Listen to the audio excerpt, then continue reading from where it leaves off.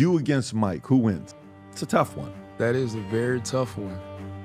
As a teammate, who did you prefer as a teammate, LeBron or Kobe? Man, he is a character. Don't you think the guy that's the face of the league has the authority to call the Lakers and say, guys, don't get rid of him, don't get rid of him? I mean, you have to have these conversations together. It's like water under the bridge, like why even ask him? Oh, so the elbow was intentional, it wasn't accidental. When I say Kobe's the asshole, Kobe was defending and some words exchanged, and this goes. Emotionally and mentally, I was fed up. And at the time, Nike said I didn't have a personality.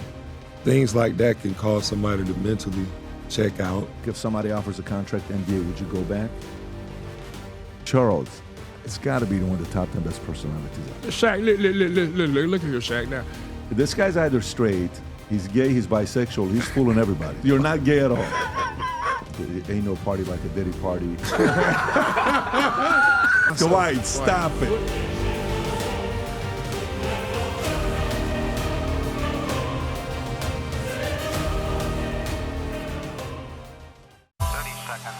Did you ever think you would make it? I feel I'm supposed I could take sweet victory. I know this life meant for me. Adam, what's your point? The future looks bright. My handshake is better than anything I ever signed. It's right here. You are a one-of-one? My son's right about I it. don't think I've ever said this before. All right, so for those of you that enjoy the sports interviews that we do, we got a special one in the house here, the one and only Dwight Howard, 3-time Defensive Player of the Year, #1 draft pick, first round. The guy came in, he dominated the league, one of the most exciting players to watch. I remember when I would just tell him right now, body, human specimen. You would see this guy jumping out and doing what he was doing. First, I think the youngest player ever to do 20-20, right? 20 points, 20 rebounds. Just found that record for the most dunks ever. In the career in the NBA, no one's dunked the ball more than Dwight Howard. Made a ton of money. I think you lived in a small house, small 35,000 square foot house. You know, it's just you got to be able to find everybody that's living in that place. Got 750 acres of land, animals, different things. Was on a reality TV show. What was it called? Special Forces back in the days with Mike Piazza, Scaramucci, bunch of different guys that were in it. And then, for whatever reason, wins the freaking championship with the Lakers. And I thought you played such an important role. And then all of a sudden we get the news, why would you do this? The guy was such a good role player. Anyways, it's good to have you in the house here. Man, thank you so How you doing? much. I'm doing so amazing. I love it. And I'm very grateful to be here, so thank you. Man. Yeah, so let's start off with that. Let's start as a diehard Laker fan, okay? And you know, Lakers, if you're a Laker fan, you're a Yankees fan, you're a Patriots fan, you're a Steelers fan, you're kind of spoiled. It's either you win or you don't, right? I mean, that's like the standard. Yes. Celtics is in the same category. You come on, the first time you come with Kobe and Nash, that doesn't work out. Okay, cool. You come the second time around and you're playing loose. You actually look like you're having fun. You're happy. You're like, hey, you come off the bench? I don't care. How do you need me? Put me in. They put you in, boom, you're dominating. Playoff, you showed up in a major way. You guys won a chip. I sincerely, as a fan, thought, they're going to sign him for probably 2 or 3 years. He's going to stay here and play this role. It's tough to find guys like you in the league. You just can't find them. And then all of a sudden, boom, nothing happens. Yeah, that's what I felt. I was like, oh, man, I come in and do my job. I'm secure in 2 more years. That's all I was thinking about. That's what I thought about. I was like, man, if I can secure 2 more years, that's it. I don't need to go nowhere else. I can get me a small little crib in L.A. I already have my crib. 35,000 square foot crib. I have that at home, so I was saying I don't need a big space. You got a small I just place. have something, nice for me and my son and my daughter while we're there for the games and stuff like that. But then I can go back home, so it's fine. But then when I never got the deal, I think it still hurts me a little bit to this day. So, the stories we hear, right, from the outside, we're not on the inside. So we don't know anybody in the Lakers organization, Bus, or any of these guys. Mm-hmm. The story is, LeBron fired a lot of coaches. And LeBron will say, I've never done anything to get coaches fired, right? A lot of coaches get fired because of LeBron. Fine. You hear the great players have that reputation and they go through it. I think Jordan even had it with Doug Collins back in the days, if you remember, when he's like, just shut up and give him the money. What is it? Just give him the fucking ball, right? Remember when Doug Collins said that? So Get out of his way. Get out of his way and give him the fucking ball. So what call did you, what play did you call? I just told everybody, get the F out of the way. ISO, get out of the way. Yeah. So it's like, it's kind of cool, but do you win a championship? Phil comes, the rest is history. How much of this was LeBron calling the shots to move on, and how much of it you think it was management? This one is so weird to know because I don't know if it could be management because I'm like, they're the ones who first brought me in. But then I'm like, it can't be LeBron because this is something that he wants to win, so he's going to get the best available pieces. So I'm like, these were the best available pieces. So I really don't truly understand why none of us really came back the next year, especially those core guys who really, I think, got us over the top. You got the Rondos, the Avery Bradleys, who didn't even play in the finals or in the championship run in the bubble, but he was so significant all year, Avery Bradley and his defense. She was sick. That, bringing somebody like that from back. Celtics. Did he come from the Celtics? He came from the Celtics. And he was a beast defender. It's tough to find guys like that. Yes. So, but why though? I mean, you have to have these conversations together to say, Rondo, to me, was Rondo a good locker room guy? Yes. All of us are. Like, just think about this. How can you say somebody is a cancer in the locker room? You going to call Draymond a cancer if he's mad that they lose and he goes off on his teammates? Kerr would never call him that. Kerr would never call him that. You know what I'm saying? Yeah. So, sometimes passion might look like ego to people on the outside when they see like a DeMarcus in the locker room mad at his teammates or something, or, say, hey, y'all got to step it up. They might take that as this is his ego, but not saying it like maybe this is the only way he knows how to show his passion. I'm only using him as an example. I can use myself as well. There's been times where I've been labeled as a locker room cancer because of my passion. I'm not going to let nobody just run over me, but at the same time, I'm going to speak, my mind. And a lot of times in, the sports world, when you do speak your mind, you go out of what, the team may want, or you can get penalized for it. You played with Kobe and you played with LeBron, and you played with both of them at their peak, right? Can I say that? Yeah, I think you played with Olympics. Both, right? And Olympics. So you were in 08 Olympics. That's right. So the one where Kobe ran through Pau Gasol. Yes, I was there. Okay. So question becomes, the story with the Lakers when you played with LeBron, locker room. Are you getting the vibe where it's like, dude, this guy's happy for me to be here. We're meshing. Rondo's meshing. Everyone's meshing. If the Lakers win, don't you think the guy that's the face of the league has the authority to call the Lakers and say, guys, don't get rid of him, don't get rid of him, don't get rid of him? I'm pretty sure he does. And I'm pretty sure he did. We'll never know if it was something personal or it was just, they're moving in a different direction. I don't think we'll ever really get a true and honest answer. Have you asked LeBron directly? Have you ever had a chance to ask him? I haven't asked him. That's a good one to ask, but it's like, at this point, it's like water under the bridge. Like, why even ask him? It would have been. By the way, he would have had a chance to have. How many does he have right now? He's got four, right? So he wins 2 more. That's 6. Michael 6, Kobe 5, Magic 5. That's like a good argument. Yeah. It's a good argument to ask because that would have put him in a completely different situation. That is true. But then again, I think that we have had so many great players and greatness come through this league. We start to compare by using rings.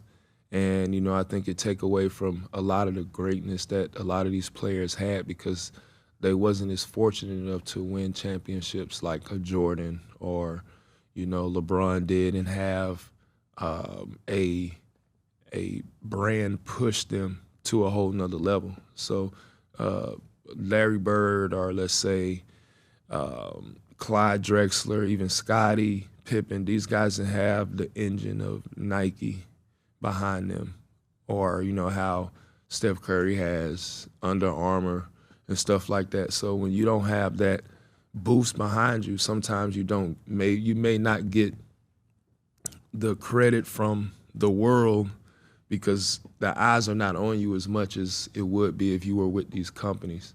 Who were you with? Who was your I was with shoe? Adidas. You were Adidas? Mm-hmm. Is there in the league a certain, are people frowned upon if you're with Adidas versus Under Armour versus Nike? Like, is there cliques or not really? The shoes, nobody gives a shit. I don't think there's any cliques, but, you know, usually like the Nike players have been with Nike since they've been young.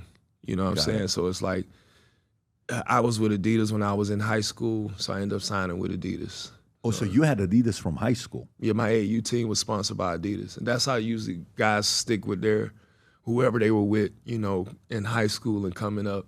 So that's what I'm saying. They got an engine behind them. So did you ever meet, like, have you ever seen a movie Air? Is that how they explain the whole Nike situation? Nike Jordan situation? Just a little bit. I don't know. You don't watch the whole thing? Nah. Dude, you would love it. It's a sick movie. It breaks down the dynamics so well. Mm-hmm. It's so, I watched it. There's only 3 movies I watched 3 times in the first week. This is one of them. Wow. 3 times in the first week. You took our entire company. I took not only my insurance company, I took these guys, myself, 3 times in the first week. It's that sick of a movie. But there's a scene where Matt Damon is playing Sonny Vaccaro. Yeah. And he's telling Michael Jordan's mother on what to ask from Converse, what to ask from Adidas, and then before you do anything, come with us, Nike. When you were going through your shoe deals, was there any stories that you met with Nike, you met with everybody else, or was it straight up you just went to Adidas, didn't meet with anybody else? My dad was talking to Nike with my agent, and at the time, Nike said I didn't have a personality, which was crazy. And I think that's why Nike didn't say that. That's why I ended up going with Adidas. Nike literally told your dad and your agent you don't have a personality. Yeah, that's what it was. This was at 18 years old, though. No? This is when before I coming out of high school, the league, and they made no offers. I don't even think they made an offer at that point. Later on, did they ever try to poach you from Adidas or no? No. Anybody else? I did. I had another shoe company that I was with. It was called Peak. It's a Chinese shoe company, and they actually owe me a lot of money. But it's a Chinese company, so like you can't really, like if something happens in the States and you have to try to fight it in China, you're not going to win that battle. Did you ever play out there or no? Did you ever play in China? I played in Taiwan. How was that? It was amazing. I stayed there for 8 months and played in Taiwan. By the time I left Taiwan, we were talking about making my own basketball league. And now I have a league that plays in Taiwan, plays in Thailand, Macau, Hong Kong, a couple places in Philippines, and they have a team in China as well. And so they travel to these different parts. We call it the Asian tournament. And I was just so happy that I got a chance to play in Taiwan. It really was very beneficial to my health. Health? Yes. Why mental health. Oh, mental health. Yeah. The way they treated you, like gratitude, excitement, enthusiasm, or? That was a big part of it. But I would just say, like, playing in the NBA for a very long time you could get mentally, it could be mentally ill for you sometimes. You could kind of feel real, depressed or sad about some things sometimes because in the NBA it's a highly energetic sport. You spend a lot of energy, a lot of time. You're moving from city to city. Everything is a whirlwind, So a lot of times when players get out of that whirlwind or that fast-paced life and everything starts to slow down, a lot of things look and feel and seem different. A lot of guys go through problems and issues during those stages. And, a lot of players in different sports as well, 3 to 5 years after they're done, some of them, have gone bankrupt. They don't know what to do when they're finished playing. So for my time in Taiwan, it's like Red Bull. They gave me so much energy. I feel so much peace, being in the city, just living life and learning so much about the culture. which was amazing. I was like, man, I want my kids to come over here. This is such a great place. So I ended up getting my gold card over there for business so my kids can come now. Wow. My mom and dad, family can come at any time and start business over there and How do often things are you like there that. in Taiwan? Well, at that point, I was going every summer. And when I was 18, all the way up until about, I would say 34, 35, I would go to Asia and do a tour every summer. So That's wild. China was good for your mental health, is what No, you're saying. Taiwan. Taiwan. was. Sorry, Taiwan. Taiwan was. was, My yeah. apologies. Yeah. Mental health, just for a second. Ricky Rubio, I believe, retired from the NBA due to focusing on his mental health. We've seen what's happened with Delonte West. I Yes. don't know if you ever played with this guy. I think there was another guy got drafted by the NBA. What was his name? Couple years ago. Tyrell Terry, before he even picked up the basketball, retired due to mental health. There's a lot of, I guess, impression that athletes, especially on the court, you could say whatever you want, talk about your mom. Like Yeah. even LeBron has had issues. Talk about mental health in terms of playing on the court, off the court, how you deal with that. Well, because there's so much that goes into the game, And now because the game is oversaturated with talent, with money, politics, and all that, the passion and the true joy of the game is being lost and taken away. So a lot of the mental problems that you see, a lot of guys be depressed because they play this game for one reason, and they might get on the court or with a team, and they might not get a chance to play. They might have to sit on the bench for a whole season.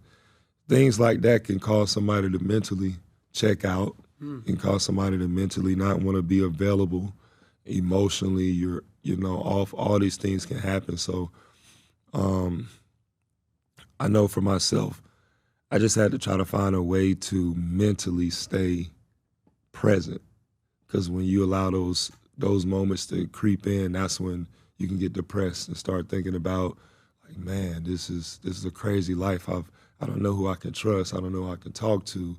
I don't know, this person is in it for the right reason. All these different things have happened to, I would say, all of us players, because when we played this game, when we started to play the game, it was just really all about the love of the game. But then as we got older, we started to play in these different leagues and start playing for money and things like that. Then that's when the whole politics and everything comes in, and it kind of takes away from the joy. What was when you were coming up? Like everybody, you would get certain criticism, right? As players, everybody gets it, right? What criticism did you get that at this point you're like, I think that was unfair. I think this was fair. The criticism, like for example, they would say Kobe was too hard, right? And he was too tough on his teammates. And he would talk about leadership, and I was like, oh, he was just the driver. He was this, he was that. Like what is that one player who said my locker was literally right next to his locker room? What was it? Swish Parker. Swish Parker is like, he's like, look, I mean, for 1 year, he says, you don't realize it's literally right next to him. The guy would never talk to me, never ask me about my family, nothing. One time, can you pull up this clip, Rob? I understand that. I had a moment with Kobe where it was like we were in the locker room on the plane together during not the Olympics, but during the season, actually, the year I was playing with the Lakers and Kobe, where we were on the plane together, me and his family. He didn't really speak. Where our locker room was next to each other. Not the Olympics, but the All-Star game, when we played on the same team, he didn't speak. It's like he didn't want to be next to me at that time. So it was a little, weird, because I'm like, dang, this Kobe, my teammate, I looked up to him. I came out of high school. He came out of high school. He's a lot older than me. But then again, it could have been something like, hey, I'm trying to see where his head at, and I'll never know. I'm a young guy at the time. I'm thinking, like, why would my teammate not talk to me? Like, what did I do that was so bad? Like, can we talk it out? You know what I'm saying? But some people use different strategies to Maybe win, that was his. and maybe that was his. Yeah, this is the clip, Rob. If you can play this. This is Swish Parker. Time with Kobe Bryant, it was an overrated experience. I dealt with this man for 2 seasons, and my locker was here, his locker was here. I watched this man put on his shoes every day for work. The man never spoke to me. I wasn't the 12th man on the bench. I wasn't the call up from the G League. I started with this man. I was his coworker. Like, we shared a cubicle side by side. How do you do that for 2 seasons and never hold a conversation? Never, what's up? Good morning. Do you need anything? You know, how's the family? Nothing. I shared a story about how I did try to talk to him. You know, said, did you happen to catch the football game last night? And he looked at me, honestly, looked at me and said, you can't talk to me. You need more accolades under your belt before you come talk to me. He was dead serious. My time was... So now that's Swish Parker. You're Dwight Howard. Ooh. You know, and I don't want to say anything about him. He was fun to watch. He was actually fun. Swish was nice. Swish was nice to watch played. He was tough. But you're Dwight Howard, 3-time defensive. You went to the finals with... Who were your Orlando. teammates? You had Lewis, who was your point guard? Your point guard was Nelson. excited. Yeah, he was fun to watch. What was his nickname? He had a Mighty Mouse. Yeah, and you had Rashard Lewis, who got a big contract. He was really nice. He was really that nice. Hito Turkoglu on that team? Hito Turkoglu was. But I mean, you're kind of like the face of the league for a good 3-4 seasons. You were, one of those guys that, people looked at and said, something's going to happen with this guy. So it's different if he's like that to him, but you're coming like, dude, I made money already, right? When you're Kobe's teammate, you've already made $200 million. You've already been, to the championship. You've had that. How different was he with you versus how he was with him?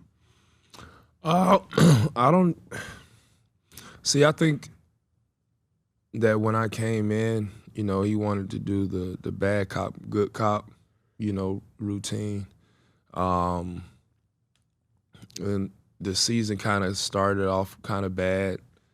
We didn't have the type of run that we thought we was going to be in the beginning and stuff like that. So a lot of injuries. Nash was out for everybody. Everybody was injured. That was it was a pretty nasty season. It was. Yeah. And, so I think he went into like, fuck it. I'm finna go out here and try to score and do what I got to do because I'm not finna let my team, this is my team down. And I understand that looking back on it. I think that we didn't give each other a chance. I think that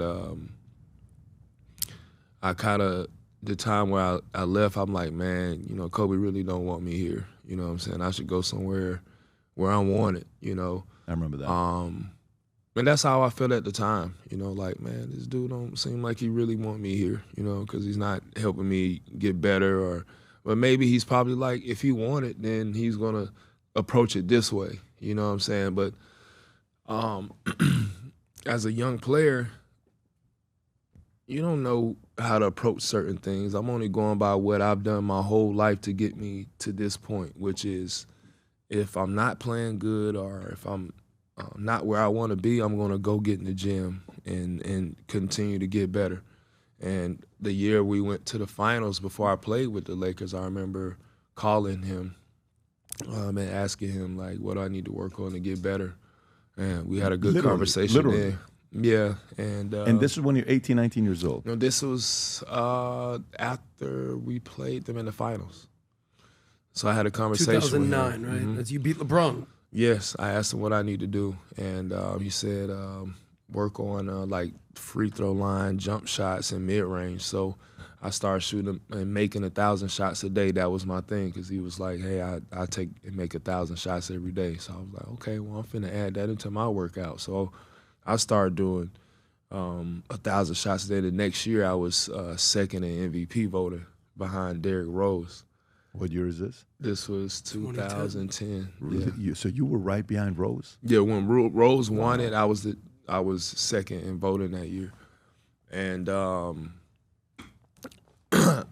I just remember playing with Kobe. Like, I wanted to learn so much from him, but I think I was expecting him to be like, hey, come over here.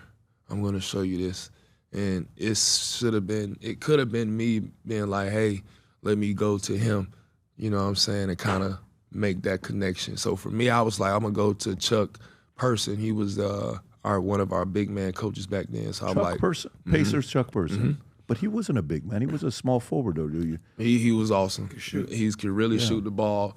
He was a three-point shooter. So that year, actually, the second half of the season, I don't know if people remember, the second half of the season, I averaged our record was a lot better in the second half of that season with the Lakers, due to me working with Chuck almost every single day after, I kind of recovered from that year. I had tore my labrum in my shoulder. I don't even think people understand how I was playing almost the whole season with a torn labrum. Most people have surgeries when they have a labrum tear. I continued to play. I think I missed like 6 games that season. Every time I went up to go dunk the ball and somebody just slapped my arm like that, it felt like somebody shot me with a shotgun and my arm just dropped. Who knew that? The team.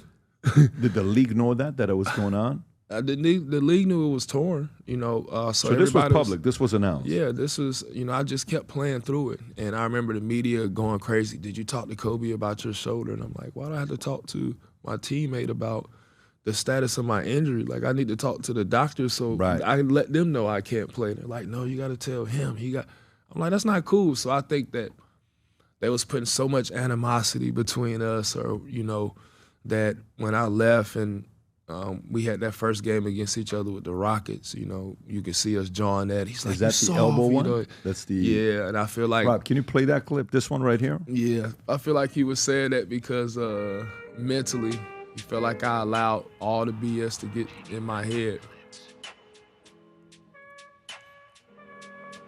What's he saying here?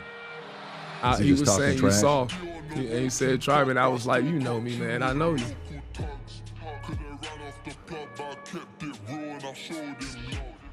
And so, look at the score. Down 25. Look at the score. So I feel like when Kobe's down 25. Yeah, in that game, we're kicking their ass, and it like this player right here is like, why is he doing this? And I'm like, all right, I'm gonna elbow you. Get off me. Oh, so the elbow was intentional. It wasn't accidental. It was intentional because first of all, we're winning by like, I think you're up 25. We're up 25. Yeah. It's the fourth quarter. I'm getting a rebound. It's like, why are you pressuring me full court for after a rebound? Yeah. And so I got one elbow, then he comes back, so I throw another one just to like get him off.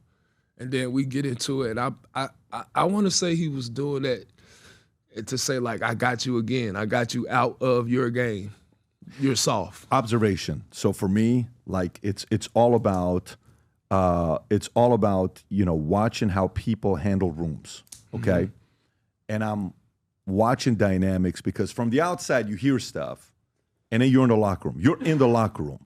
So you're in the locker room. Who's the coach? Phil Jackson's the coach. Oh, no, I wish. He was supposed to come and coach that year. We could talk about that.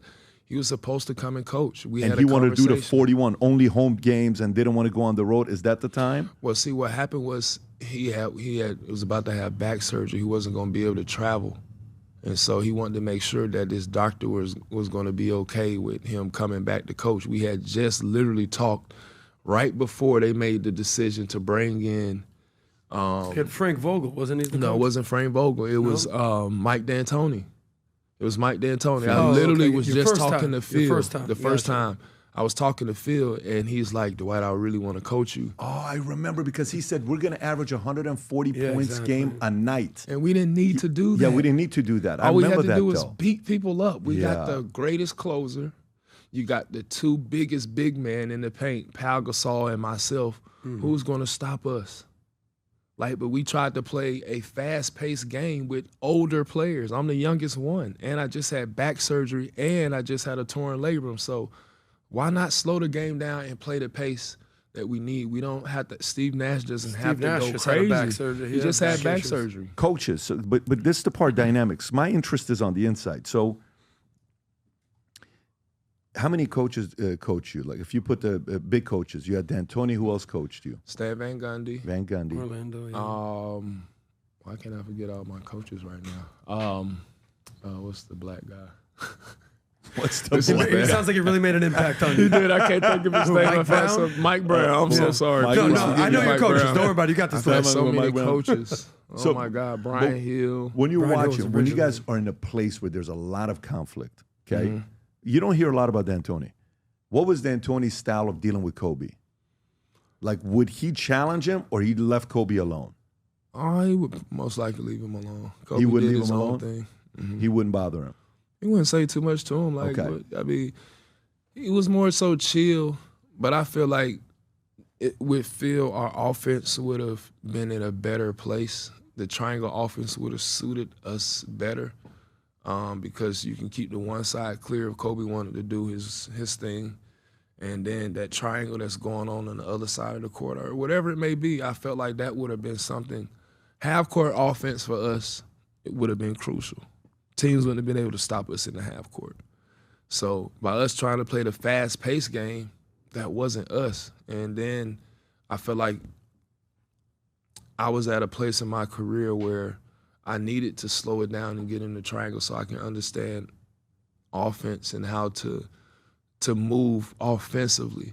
A lot of times big men, they mature slower in the league because the game takes longer to slow down to them. And I was fortunate enough to play in different eras. So when I first came in, it was back to the basket big. The lane was a lot more packed and stuff like that, boxes and elbows on defense.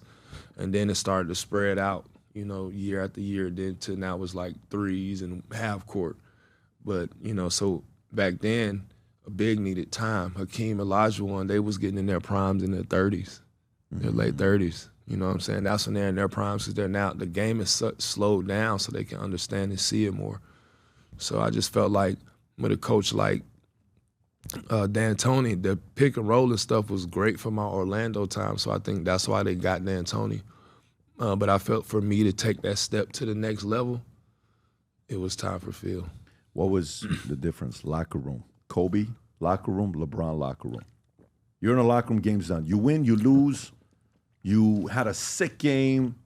You showed up. What is the vibe in a locker room with Kobe versus LeBron? Is Kobe, game's over, boom, he's going. Is LeBron, hey, man, good job, then? What's the difference? They both go. We win and they both live. They both live in the locker room. Man, it's been so long with Kobe. That year was such an up and down year. We had our wins. We was happy, but when we lost, we was pretty pissed. LeBron, man, he is a character. He's so funny. So after the games, his locker room is crazy. His locker room looks like with his backdrop the whole here. Thing. He got everything.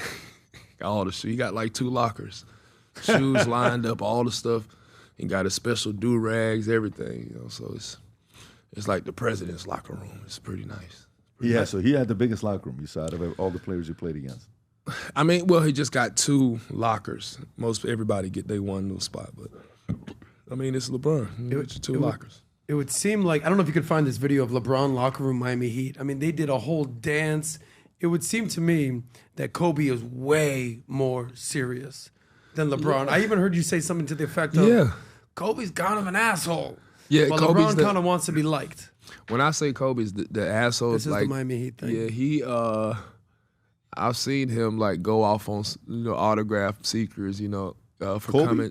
going crazy because it's late. He's like, "What you guys out here this late?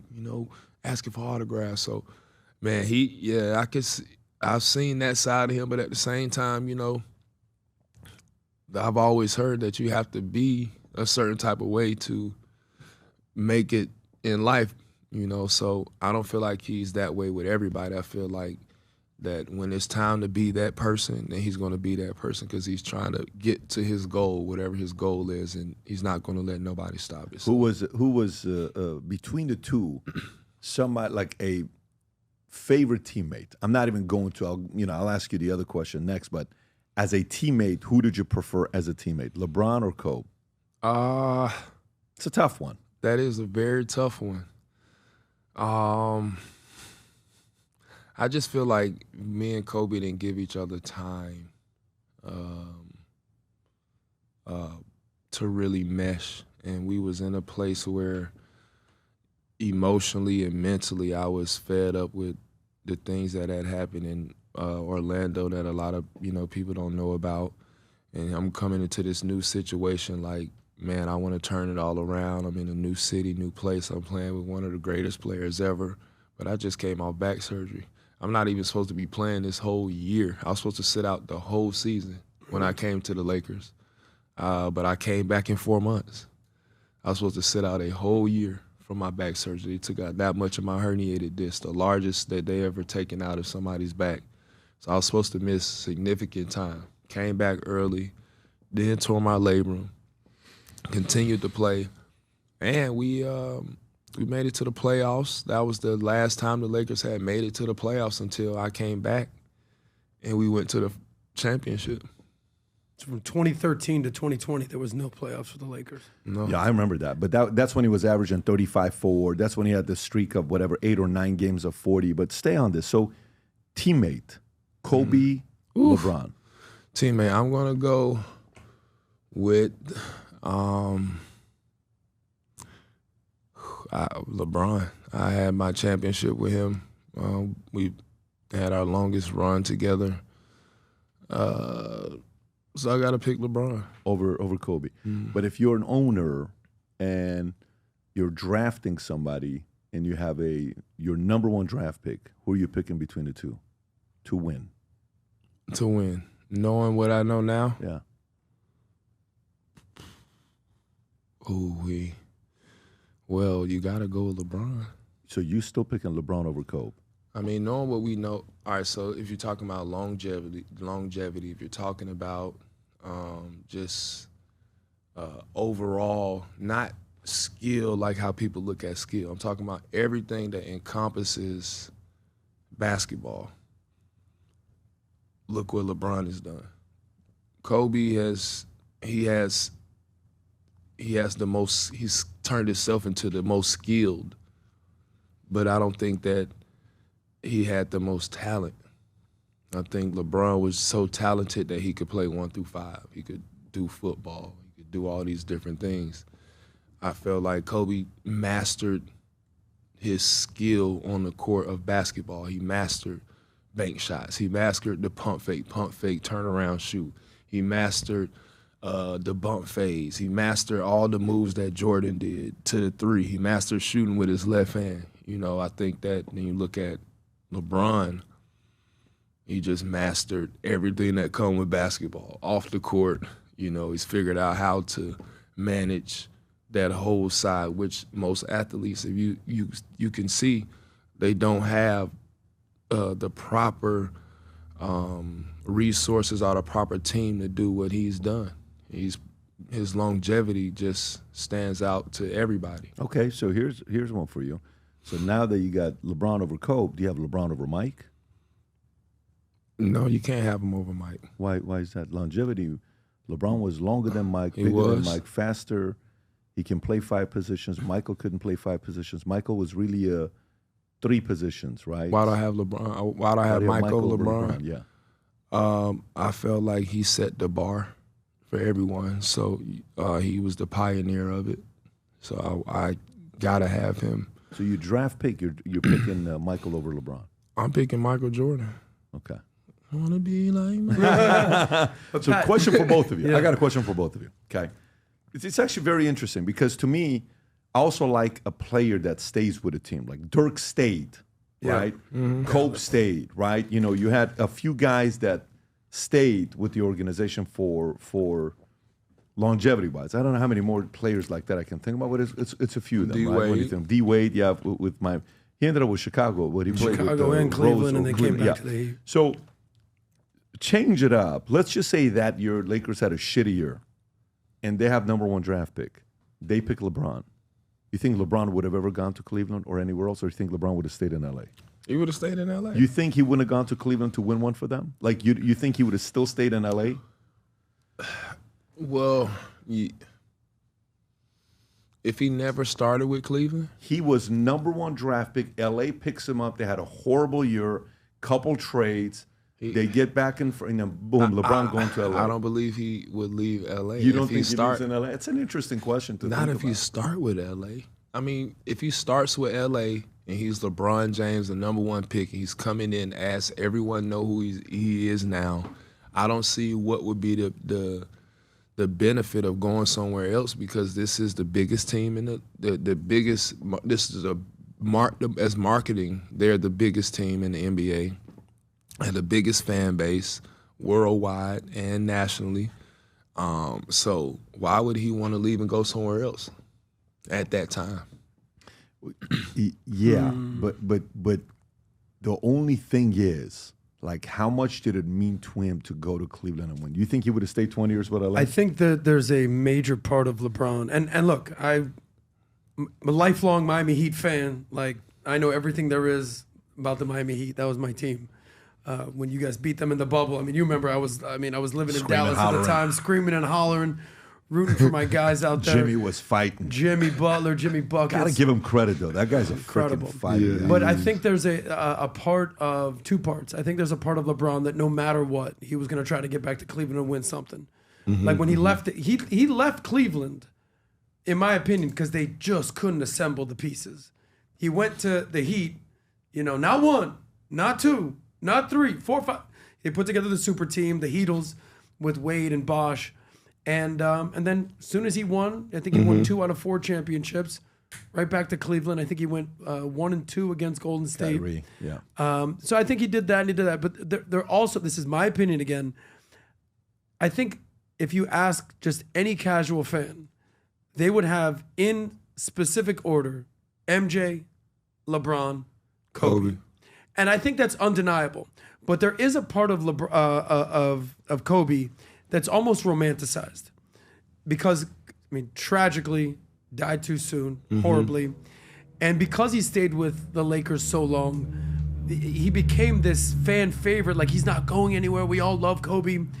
But let's not forget, Shaq was the man in 2000, 2001, 2002. Like, it wasn't even a question. I think Shaq won all the MVPs. He did.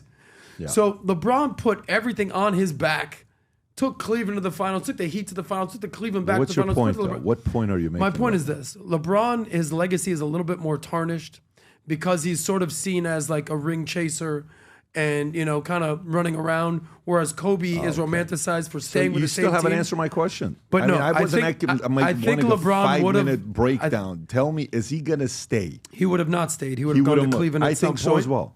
So here's my question for you. But you're also a Kobe guy, not a LeBron guy. But no, to me, I'm a guy. No, okay. I'm looking at his draft year, right? Okafor's number Second. 2. Gordon, you're first. Gordon 3. He goes Chicago. Sean Livingston. By the way, if he doesn't get injured, that guy was a very interesting player, right? Very clean. Golden State. He will. Yeah. I don't think I ever saw him miss the small shoot. It was like the way he was. Devin Harris, Josh Childress, Luol Deng.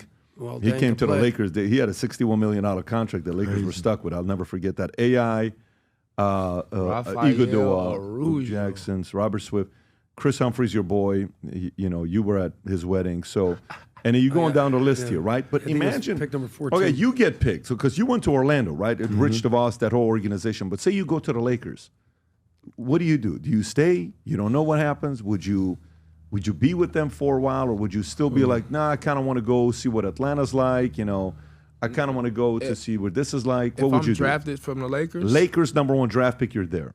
I got to stay. You got to stay, so that's how you would process it. I got to stay. I'm with the most storied franchise. I can't take away. I don't want people from Orlando saying, oh, but you left us.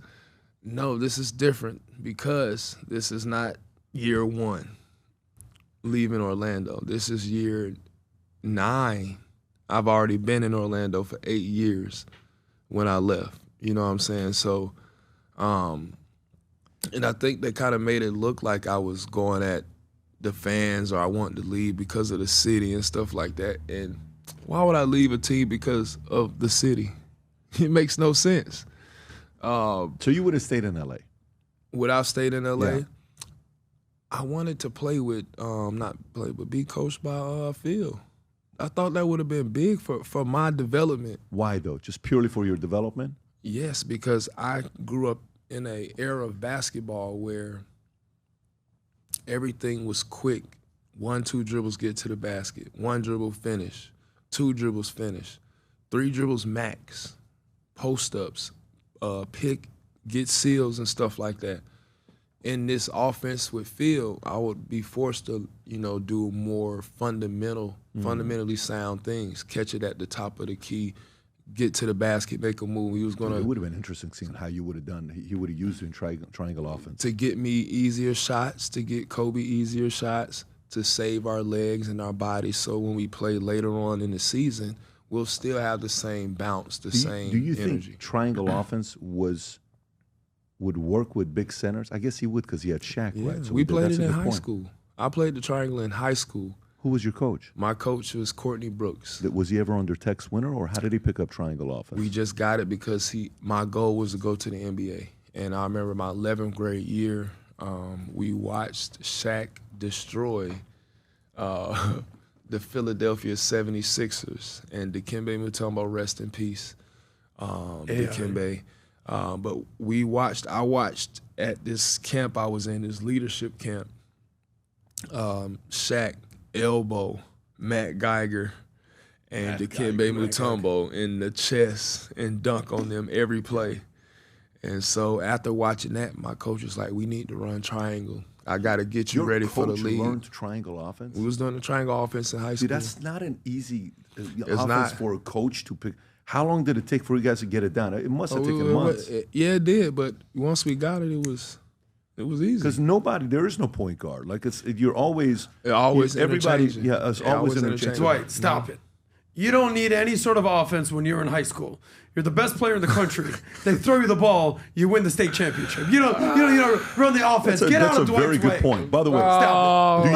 What were your like numbers the in high pass. school? Like what was your biggest game ever in high school? Biggest game I almost had 50, but my coach took me out because he didn't want me to disrespect the other team. He felt like it was getting too disrespectful. And I was upset about that because I wanted to have a 50 ball. Like, that's like, who does not want to have 50 points in a game? And I saw the fact that you had the offers from Duke. Who was it? Carolina? Who else was it? Every school. Like, school. I was just telling my kids the other day, I had a tub about probably a tub this big, this wide, this long. Probably about this wide, 3 or 4 tubs filled with letters from every school in America when I was in high school trying to get me to come to their school. And I was like, man, there's no way I can choose a college. Were you ever tempted at all to go to school? Was it ever tempted at any college meet with you and convince you to say, you know what, Dean's, 04, who's 04? That's UNC. Was anybody able to get you to at least think about it? UNC got me to come to an official visit to UNC. That was the only school I did an official visit with.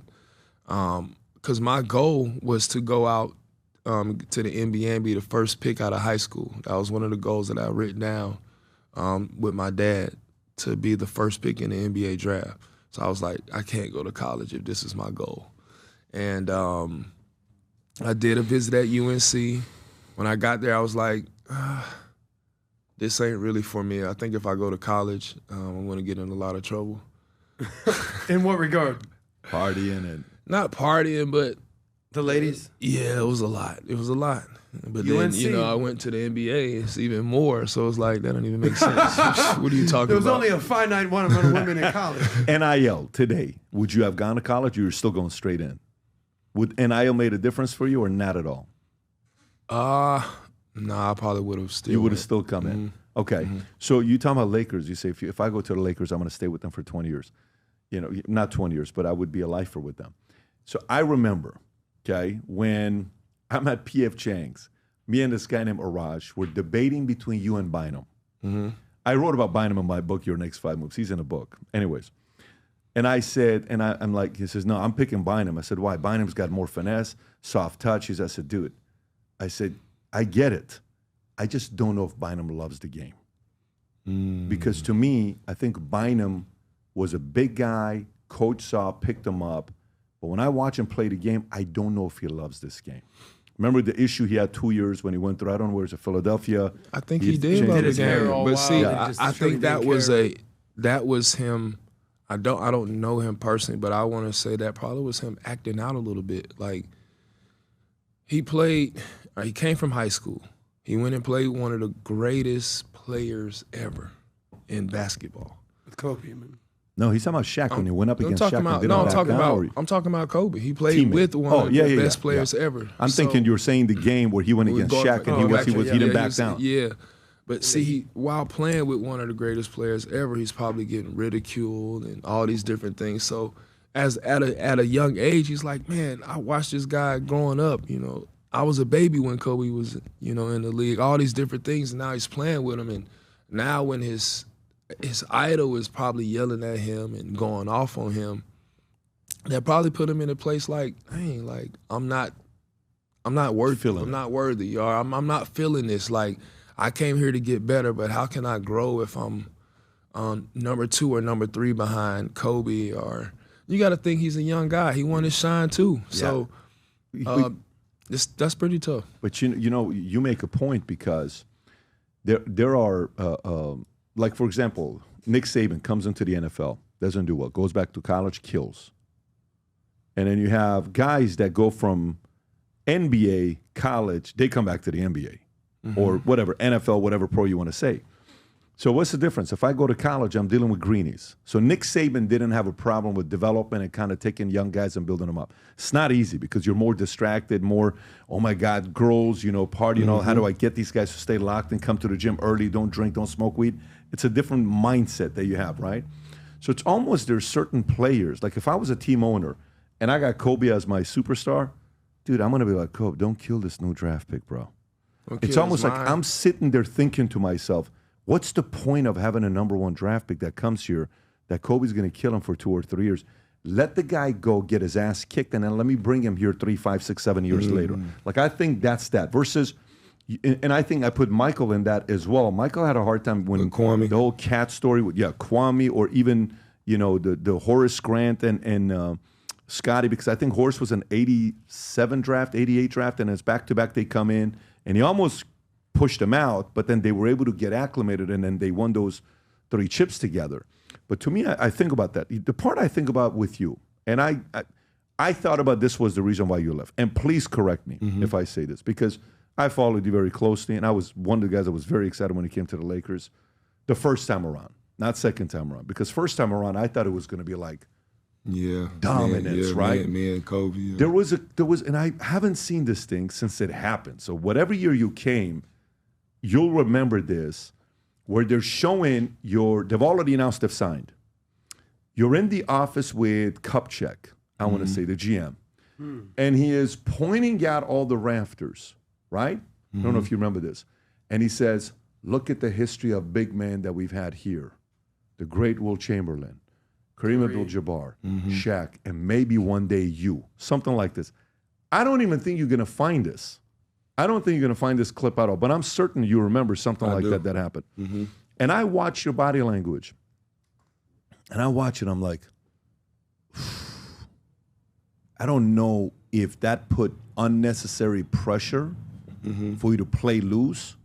I don't know if it made you nervous. I don't know if it made you, because there's a difference playing in Orlando Magic, right? No one expects you to win. So if you win, you're God. But you come to Lakers, it's like, dude, no one expects you to lose. You better win, or else get the hell out of our city type of a mindset. Right. Did that at all shake you up a little bit when Mitch Kupchak did that? No, I loved it, because I was like, man, this is why I play. Like, Wilt Chamberlain's my all-time favorite player. Wilt Chamberlain. I never got a chance to see him play, but he was my all-time favorite player. I had this robot when I was young, and used to always say Wilt Chamberlain, Wilt Chamberlain. And I was like, man, who is Wilt Chamberlain? And they said he scored 100 points. And so the robot was like ChatGPT back in the day. So that's cool. That's how I fell in love with Wilt Chamberlain being my favorite player, because he was the strongest, he was the fastest. The robot was telling me all these crazy stats about him that was outside of basketball. So that's why, you know, I wanted to meet Wilt Chamberlain. They used to call him the Big Dipper, because he used to have to duck his head. Did you ever meet him? You know, I didn't get a chance to meet him, but when I first moved to LA and played out there, I stayed in Prince's old house, 2131 and 3121. Yes, Antello Drive. Yes, he has an album called that. So 3121 or something like that. Antello should be Prince's old house or something like that. Well, yes. That's Prince's old house? Yes. What a memory. You remember his address? Yeah, that's the house I stayed in. How many times did you go to Prince's house? Well, I lived there. You lived. House. That was you. So you bought it from him. I got that house. I lived there for the time I played for the Lakers, and then next to my house Can you hit was. The pictures? I want to see the pictures. It looks sick. Wilt Chamberlain's house. So that's how Get out I of was here, so happy. Dwight. Yes, Get the out house- of here. Yes, the house that he stayed in, his roof will open up, like the bedroom roof. He had it to where it could open up. You can see the stars at night. So And that's how I you was never talked to him or met with He him? was already gone by then. So I Oh, was what like, did You came, man. to What the year league, did he you came to die? the league in 04. He died in, I think, 1999. he was already But gone. here, this robot of yours, this pre-chat GPT thing, there's one story about Wilt that everybody knows about. 20,000? That's not real. Okay, there's allegedly a story that Wilt Chamberlain has slept with over, I thought it was 10,000 women. 20,000. 20,000. Listen, you'll lose count after a couple thousand. I don't think it's possible. What do you think is accurate there? Here it is. Shaq on why Wilt Chamberlain was saying he had sex with 20,000 women is a lie. You had meeting 20 women a day. So what do you think was accurate with that? I mean, listen, I've seen how NBA players roll. Okay, so let's do it like this. Back then, there was no teams were flying chartered planes. I mean, where they were flying, they were taking buses, Yeah. or they were taking regular planes. When would he have time to meet how many women a day? 20 women a day to sleep with him. Listen, man, you No, make it- the time, Dwight. You there's make no the way. time if it's a priority. Okay, but still, there's no way he could play basketball, practice, and sleep with 20 women a day. I don't think that we have enough inside of us to go out 20 times. By the way, It's a lot. It's funny you're saying this because I remember the one interview that he did, okay? He said he embellished it. But have you seen the interview where, Rob, can you pull up some of the interview? It's not the 20,000 women. Of course, Shaq even says that's crazy to be able to do that. It's a crazy number. But type in Wilt Chamberlain max bench press. Okay, max bench press. I mean, this guy. Strong as hell. Yeah, but the stuff. Just play that first clip. Watch this. Can you go back a little bit with audio, or you don't have it? No, I can. Okay, go for it. I mean, I'm a guy bench pressing around 600 pounds when I was at my best. 600 pounds? I mean, I'm a guy bench pressing around 600 pounds. So he says he bench pressed 600 pounds. He says his vertical leap claim was what? 48 inches. Okay. On some interviews, he said his vertical leap was 60 inches. Right. He says he squatted 1,000 pounds. Damn. That's the claim that he made. That he did. This is it. Watch this. He claimed he had a 48-inch vertical, okay, which that's Michael Jordan status. He claimed he squatted. Just type in Wilt Chamberlain squat, okay? Wilt Chamberlain squat claims, okay? He says he squatted. Do you see the stories there? He said he squats 1,000 pounds. You can ask it on ChatGPT, see what it says. That's the same exact thing. He claims he was with 20,000 women. He claims he did all this stuff. How much of it was he was just either psycho-competitive or, slight exaggerating what he really did? I think he was embellishing a lot. I think he was exaggerating a lot of different things. I could see him squatting a lot of weight. I could see him running very fast. Pounds, bro. I don't know about 1,000 pounds. I could see him doing a bench press. I have talked to Arnold Schwarzenegger, and we was in Gold's Gym out in what's that, Santa Monica? Venice Beach. Yeah, Venice Beach. It's the one that opened in the back. It's sick. It's beautiful. DVD's old stomping And ground. I saw That him. was his He was thing. like, "Everybody get down, do it now." I was just with Wilt Chamberlain. I saw him lift 2,000 pounds. But I saw That's not a bad Arnold, Dwight. But I did see him there. He did talked about how strong Wilt Chamberlain was. He said the strongest person. You got Wilt. You got Arnold, who's always lifting weights. Said how strong he was. The 20,000 sounds crazy to me. I could see him doing some crazy weights. I talked to some players who played against him back in the day. There was one guy who said, it's so crazy. He said Wilt dunked the ball one time so hard that when he dunked the ball and it hit the ball hit somebody's foot from the rim and it broke the person's foot. I say, get out of here. Y'all are just making stuff up. This is what Conan the Barbarian with Arnold and In the middle. Look at the giants. Even if the 20,000 is not true, a lot of people think that that's 90% overinflated. Even if it's 2,000 women, what are your thoughts on that many? That's a lot of energy. You're bringing on a lot of energy to yourself. But again, back you can in bottle up that energy and use it on the court. But back in the day, I mean, it was probably a lot cleaner in life than today. They were doing a lot of parties, like what was the big party they used to have back then? Club that was 54. like Coachella. Studio 54. Coachella, yeah. Well, he probably was at Studio 54 with Rick James, who was my favorite.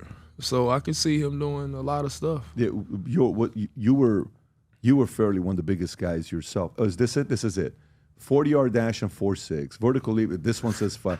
He ran a 100-yard dash in 10.9 seconds. I mean, you see the stuff that you read about this. But Specimen. what's the most you ever benched? What was your? Well, I did. Was it 475? You benched 475. Dwight, Yes. that's sick with those arms, bro. Being to long. be that big, yeah. My many reps I did was 3. I did 315 24 times. Get out of here. Yeah, this one I was Combine trying to is bench press every day. 225 20 times is a big I deal. was trying to bench press every day. Wait, I what wanted did you to say? be You did 315, how many? 305, how many? 24 times. 315 was 24 times. Holy shit. And then what was your vertical leap? My vertical leap was 39. 39. Okay, Kobe's was 38. When? You hear that his vertical leap was 38. You're saying That's tough. you think he wasn't 38? No, I was just saying anything in the high 30s to 40s is really, really good. No matter how tall. Yeah, Jordan had a 38 48. I want to see this. If Jordan really had a 48, that means he's touching the top of the backboard. I've touched the top of the backboard, and I've touched higher. I've dunked on a 12-foot, 7-foot goal. If Jordan had a 48-inch vert, he should be sitting on the rim. He should be able to turn around and sit on the rim. That's what they call him, Air Jordan. But I'm saying, it's no way That's he had 10 a feet. a 10 feet would be 120 feet. So even if you're up 48, if we do the math, he's 6'6". So if he's 6'6", let's just say 48, you got 120. He gotta be. He can be, you know. He got to the be highest touching the vertical top ever? of the backboard. So you're saying you don't think Mike had a 48? There's no way he Are had you a 48. Well, you Not think a Spud Webb had a 48? 48, 47? Spud Webb. You remember Spud Webb from the Atlanta Hawks? I do remember Spud Webb, but they're saying Michael Jordan has the highest vert ever. Okay, This what got to be was some Gatorade, like Nike type. We're gonna pay to make this seem this way. Have you seen the people are who fake jump news, in Michael this Jordan. league? Can you I'm not type in what was Spud Webb's vertical leap? Spud Webb vertical Webb's leap. incredible. He was What about Nate 46 to Robinson? 40, 46. Yeah, there's Spud Webb. At And 5'7", Michael he won a Jordan dunk had contest. a 48-inch vert. I feel like those are Wilt lies. Okay, That's so a Wilt lie. stay on right this. now. That's a Wilt All lie. right, but stay on this. So if we're gonna go and say Wilt lies, Exaggeration. what's more likely? What's more likely? The fact that Mike had a 48-inch vertical leap, or the fact that Bo Jackson ran a 4.1940? What's more likely a lie? Oh, Bo knows football. I'm going to go with Michael Jordan with the 48-inch So you said vert. Mike's a lie. Bo did it? Yeah, Bo had that ball head, man. He was fast. What you mean? Oh, my Two God. sport Bo. This is crazy. So Dwight, so what do you think was Michael's vertical leap? If you're saying 48 is that impossible, what do you think it Just was? saying that's so crazy. He's 2 inches off a 50-inch vert. Michael Jordan, that's so insane. I know he did have some crazy dunks, but 48 inches mean he's touching the top. Okay, so does Vince Carter now have? we're going to a different place. So What's up, y'all? This your boy Dwight Howard, a.k.a. the Hall of Fame Superman in the building. If y'all want to connect with me, ask me any question, just go to Connect, and I got all the answers for y'all. Yeah, I can tell you how many women, Wilt Chamberlain, no, that was just fake. But guess what? I got all the expertise, basketball, chess. If you want to learn how to do Snapchat, if you want to learn to get that jump shot silky smooth like me, if you want the fresh fade with the nice hair, come check your boy out. We got expertise in a lot of areas. Remember, connect and connect. I'll see y'all there. Peace. So let's say dunk contest. Dunk contest. You against Mike. Who wins? Me, I gotta go with myself. Dwight, stop it. What do you mean? What did Michael Jordan? Scottie Pippen did a better free throw line dunk than Michael Jordan. Look it up. Shots fired. Though. Look it up. Look What it are up. you Look saying, at Dwight? Michael Jordan's Greatest poster of NBA yes, of all but time. watch Scottie Pippen's. I bet he went I've further. seen it. Watch Scottie seen it. Pippen. I bet his I've seen jump it. is Pull it up. further. His further back. Yeah. And he's fully extended. Well, Scotty's also got those mitts. You know, a lot of times they talk about how big Jordan's hands are. Have you Scotty's hands? Have you? Scotty don't win without. I mean, Michael don't win without Scotty. Let's do it. You don't think? Did he win without him? Well, did Scotty ever win without Michael? But Michael was supposed to be the man. This is the one you're talking about. Yes. So let's see this. Watch Let's what see he this. take off. This for. is in a dunk contest? Yeah. Yes. But Scotty never won a dunk contest. Because right? he didn't have the whole Nike. He didn't have the behind him. showmanship. You're gonna No, say he didn't have Nike behind him like Jordan did. The crowd. What was Scotty's shoe? Was it Converse or was he Adidas? Watch how easy he did this from the free throw line. Look how easy but he watch did that. Jordan's dunk from the free throw line. Only because Jordan has a bald head and he has shorter shorts on. Dwight, how are you going to start hating on Michael Jordan on the podcast right I'm now? not hating. I love So- Michael Come on now, Jordan. Okay, so then He got the short shorts. He got the gum chewing. He got the ears. He Jerome just looked Kersey. like he's Oh, about to wow. go Jerome flying. Kersey. he got play some 50 on ball. it. Jerome Kersey was fun to watch. Blazers. Let's see this. Look at the walk, though. Smooth, effortless. Boom. No, he pumped. No, he brought it back. Dwight. But you have to give credit where credit's due because you'll understand this better than maybe anybody. Showmanship counts. When did he do that with Showmanship Brought it He counts. did the same He dunk. The brought it whole back. deal. No. He was just darker than Pippen. Okay, so what do you think his vertical leap is? But What do you think his you vertical put leap on a is? cape. You know about showmanship. Yes. What- Okay, what was a show about that? He did the exact same dunk that Scottie Pippen did. Dude, there's no way Scotty you take basically what acted he- like he was just walking through the park and jumped out. Like, and he did the same thing. It's MJ. Yeah, but And then they just got better pictures. You know who else did that? So did Brent Berry. Do you remember when Brent Yes. Berry dunked Yeah, from the... without his What's the difference between Brent Berry and Scottie Pippen? He's a I'm gonna white guy. tell you, the colorings. Jordan. coloring. Jordan So this is so. Brent Berry Is this- didn't even take off his sweats. That's what I'm saying. Nobody's expecting him to do this, and this Listen, is cold. expect the Can you unexpected. fast forward a little bit? I'm All right, so going- you just who's the said best free you would throw? beat Michael. Yes. You And would... my prime dunks. I had more dunks than Michael for the dunk contest. Go ahead, let's see this here. He got the windmill Finley? from out the paint. Oh, he doesn't even dribble, though. No, there's no way. This is not even... It's not in the same They'll with show David it, yeah. Robinson. It was in the wrong city. Where was that at? San Antonio? You know, Charles Barkley loves San Antonio. I But know. going back for you with Alonzo Go back- Mourning right here. Going back to you with... So you think you beat Michael in a dunk contest? Yeah, okay, what did Michael do in the dunk contest? He did the free throw line dunk Uh-huh. and the windmill from Sick. outside the paint. Right. That's easy. He beat Dominique Wilkins. Which The he human wasn't highlight supposed to. Dominique won those, but they gave it to Mike. Oh, you're saying it's a conspiracy? You're going to say because of Yes. Nike. Yes. Nike cannot see somebody else, like they cannot see somebody else outside of Nike winning. They have to have a So who was Dominic Wilkins' shoe contract in that, dunk contest, and who was Scotty's shoe contract? Let's see this wasn't here. Nike. So he was Reebok, and then who was chose wisely. who was Scottie Pippen shoe contract? Who was it? Earlier in his year was deal with Avia. I don't even know who that is. Then it was with Nike. Then he went to So later on, he went with Nike. What he did. So what do you think Mike's vertical leap is? It's not 48. I mean, he probably got a good 42. So he's got a 42. Yeah, but you're saying a 48 is so high. Who's the highest you ever saw? You played with a lot of guys. Did you ever see anybody? Did you ever watch Shannon Brown? Did you ever see some of these Vince Carter or Yes. Tracy McGrady? Me and Vince did a dunk contest. Privately? Yes. Who won? He not gonna say it. He's not gonna say it. But we both did this crazy dunk. One dribble from half court, 2 steps. How much of a running start do you have? No running start. You Stop start at it. half court, you take 1 dribble, 2 steps. I was doing 1 dribble, 2 steps between the legs. 1 dribble, 2 steps, Dwight. windmill. From half court? From half court. I mean, I've seen Giannis run up with 2 dribbles and he dunks, but he's got a running start. No, we start at half court. Boom. Once I was doing it in high school. Damn. Dwight, you won how many NBA dunk contests? 2? 1. Just one. Mm-hmm. So if you could put in order your top 3, top 5 best NBA dunkers of all time, where do you rank on that list, and who's your top 5, top 10? Okay, I Top put 5. myself 3. Before, at number 1 is Vince Carter. Ahead of Mike. Ahead of Mike, yes. Have you seen Vince Carter's have. dunks? Olympics. it Oh was- my God. He got to be number 1. Now, then you got 2. You got to go with Mike. Then you got Dominique Wilkins. 4? And nobody's putting him in here, but I got to put him in here. Who's 5? Daryl Dawkins. Oh, you going old Daryl school. Dawkins. Okay. What was Rest his in nickname? peace. Sexual Chocolate or something No, like that? that was mine. Sexual. Okay. Sexual that's Chocolate. Rick James. No, Daryl Dawkins. What was his nickname? He was Chocolate Thunder, My man. bad. Come on, I got come my on, chocolate. Sexual Chocolate. That's what Coming to America. Of course, You're I going know. back to Daryl Dawkins. Yes, Dr. Duncanstein. I used to love Randy him. Watson. Gotta get Randy so, Watson.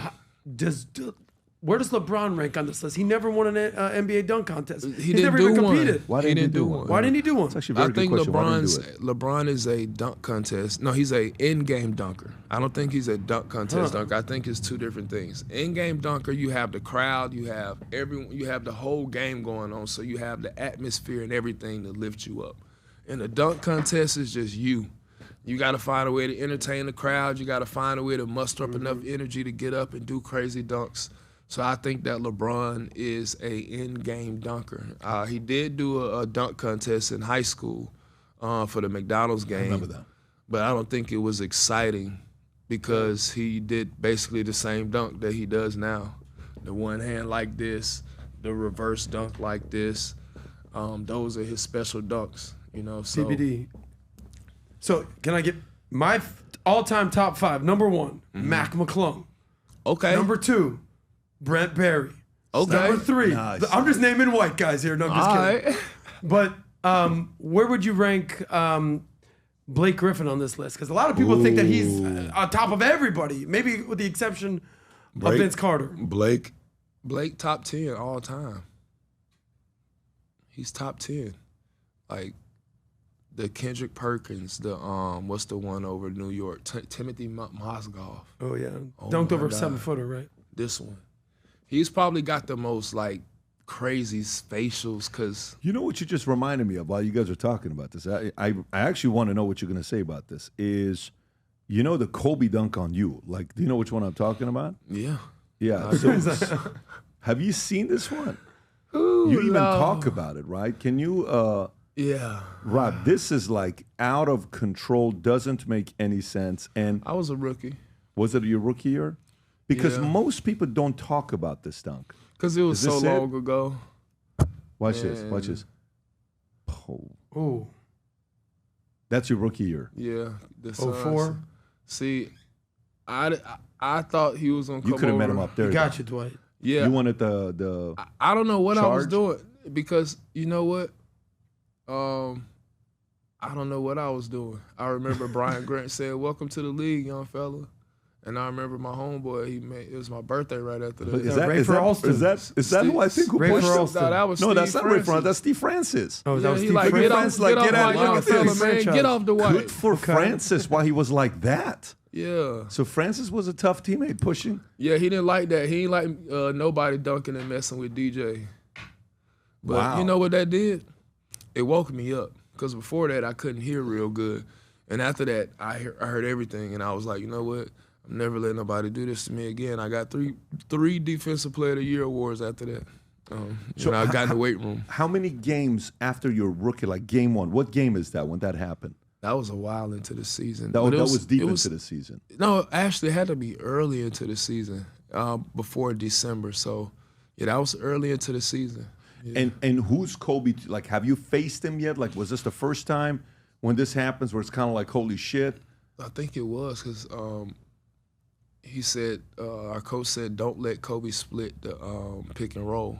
And so he split Exactly, the pick and roll.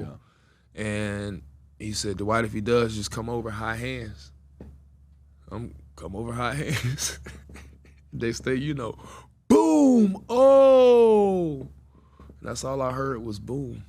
Was the ball going through the rim, boom, and the whole crowd said, oh. I'm like, yeah, he got me good. Does it make sense, like when you see that up close and personal, does it make sense he's a 38-inch vertical? Is that about right? I see it's all about angles and timing.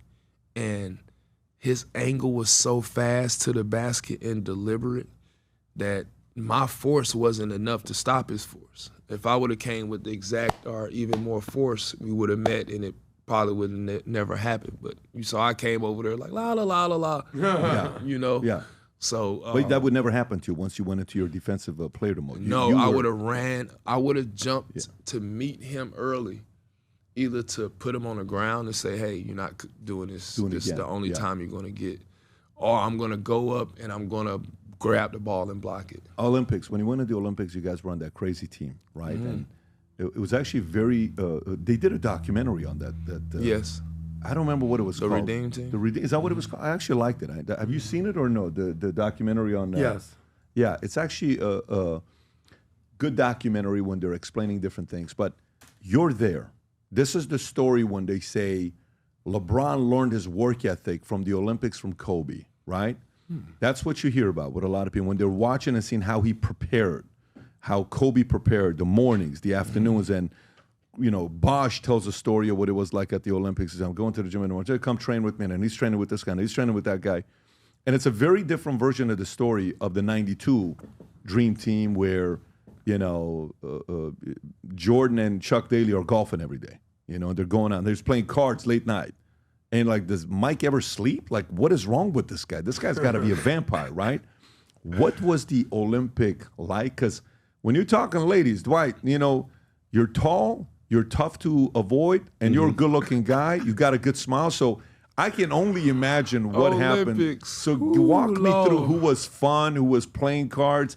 We've seen the video of you, Chris Paul, having the sandwich somewhere in China, and LeBron's talking, but I don't know where it was at, but what was the vibe like? What was Kobe like? Man. What was LeBron like? And who was fun? See, I was the youngest on the team. So for me, I was wide-eyed, and I'm just watching everything, goofy, laughing. And everybody did their own thing. Kobe, obviously had his family and his wife there, so didn't see too much of him, outside of being with his family. And then since we were in China, it's like he was not going to be able to go nowhere. The fans were like, we couldn't even stay on the Olympic Village. We had to stay at another hotel that was way off from everybody else, and it was ridiculous. So, you're talking about Kobe's star power, like when he walked out, yeah, people would stop. Like I remember the cheering. It was ridiculous. Other Olympians wanted to take pictures and autographs. And it was crazy. It was insane. Yeah, it was pretty insane. But, the vibe was immaculate. Just being able to go out, and sometimes we would go to the village, and we would just kick it with all the competitors and stuff like that. But I was so young, man. I really didn't know what I was doing. I was 22. So at 22, man, I'm just out there like, man, I'm playing on the Olympic team. I'm playing with Kobe, LeBron, Jason Kidd, Michael Redd, Chris Paul, all these guys. Carmelo Wade. Like, what a team. I'm just like, man, I'm the youngest guy. So everything was a blur to me. It was happening so fast. I'm seeing prime Kobe. I'm seeing bald head Dwayne Wade. Like, that's when he was going crazy, when he cut the hair off. It was all these different things. I'm watching like, wow, I'm in the middle of greatness and I don't even know what's going on. So then to win the Olympics with everyone, to be in Beijing, to do all that, the vibes was the partying as crazy as people were saying? Because you read the articles, it's like the athletes from around the world, they were hooking up so much that it was out of control. Was that what the partying was, or was it that wasn't you? My name Bennett, and I ain't in it. No, but it was. Was it hardcore partying, or? I don't want to say it was hardcore partying. I wasn't a party person back then. So. You matured later on the partying side. I would say when I played with the Lakers with LeBron, we did have some parties, and when we would go to certain cities and stuff like that. But that's probably about it. Got it. So China was just chill and. Yeah, because we was on a mission, so it was not a lot of stuff we could do. And then everybody wanted to meet us, take pictures and stuff like that. So, there's nowhere for us to hide or do anything like that. You're saying when you were in L.A. with LeBron, you were partying a little bit with that. Mm-hmm. Best cities to party, and then you've gone around. Because I'm from Miami. I see every city. Every city. No, but San Antonio ain't Miami though. San Antonio is not Miami, but San Antonio is San Antonio. So if you could give your top 5, we did with dunks, top 5 cities to go out and party in. You can go out and have a great time in Utah. Dry county? Okay. Hey, if you want to call it dry, you can call it dry. Or you can get some of them lemon peppered gold wet wings. They can be, no, just kidding. But San Antonio. So Salt Lake City's in your top 5 party cities. I'm saying Salt Lake City. Okay. Don't sleep. Shout on out Salt to the Lake Utah City. Jazz. Don't sleep on Milwaukee. Yeah, don't sleep on these. Maybe that's what'll keep Giannis there, huh? I don't think. No. All right. I would say you got LA. 3 more cities. No, I would go LA, Miami, Atlanta, Chicago, New York. Chicago, New York. Yeah. Dwight, when you're you're playing ball, like I remember when we worked at Bally's, my manager would say, listen, anybody you want to meet, you're going to meet here, the nightclub people, the sports people, you're going to meet everybody. And so we'd go to nightclubs, you had all these connections, just because for whatever reason the gym had a certain connection with people that would come. It was very weird. Why? I don't know why. NBA, you're in. You're going like this, courtside, you're seeing people that are there. And like, oh shit, this person's here to watch me play. Who was it, like the first time we were like, they're here to watch us play? Damn, that's crazy. I can't believe they're here. Who was that? Oh, man. First one. Where you kind of were like starstruck. Well, see, Beyonce. Yeah, I used to be in love with Beyonce. Really? Yeah, I loved her so much. So when I saw her, I was like, oh, it's Beyonce. But it wasn't at a basketball game. It was at a restaurant, and she was like, oh, me and Jay are big fans. And it was crazy because I was like, man, I wish I could meet Beyonce. They come to the games, but I don't want to interrupt them at games and stuff like that. But Beyonce, that was the one. But a lot of actors, Denzel used to come to a lot of games. Jack Nicholson. I used to just be like, man, they go Batman. Batman's here. Well, I mean Joker. There's the Joker. What was her name? You seen Martin before? Yeah, of course. Pam. I used to be in BDB? love. I used to be in love with BDB, and so I remember being in LA, and she came to one of my games, and I was like, "Oh man, really? I gotta talk to her."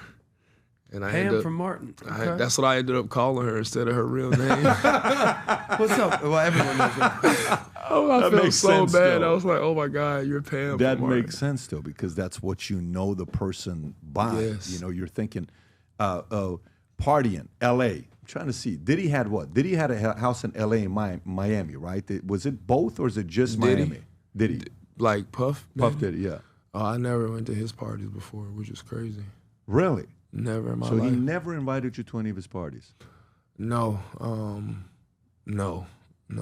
I've never been to one of his parties. Was it like, because, LeBron says there ain't no party like a Diddy party, and you heard a lot of people saying that. Were you ever invited or no? You just weren't invited ever by him? I didn't even know he was having crazy parties. I used to have parties, but it wasn't like no Diddy parties. Say that. Yeah, no baby oil gel. We just had water and pizza. Have you been following the Diddy stories at all? Have you been following it? Nah, I can't.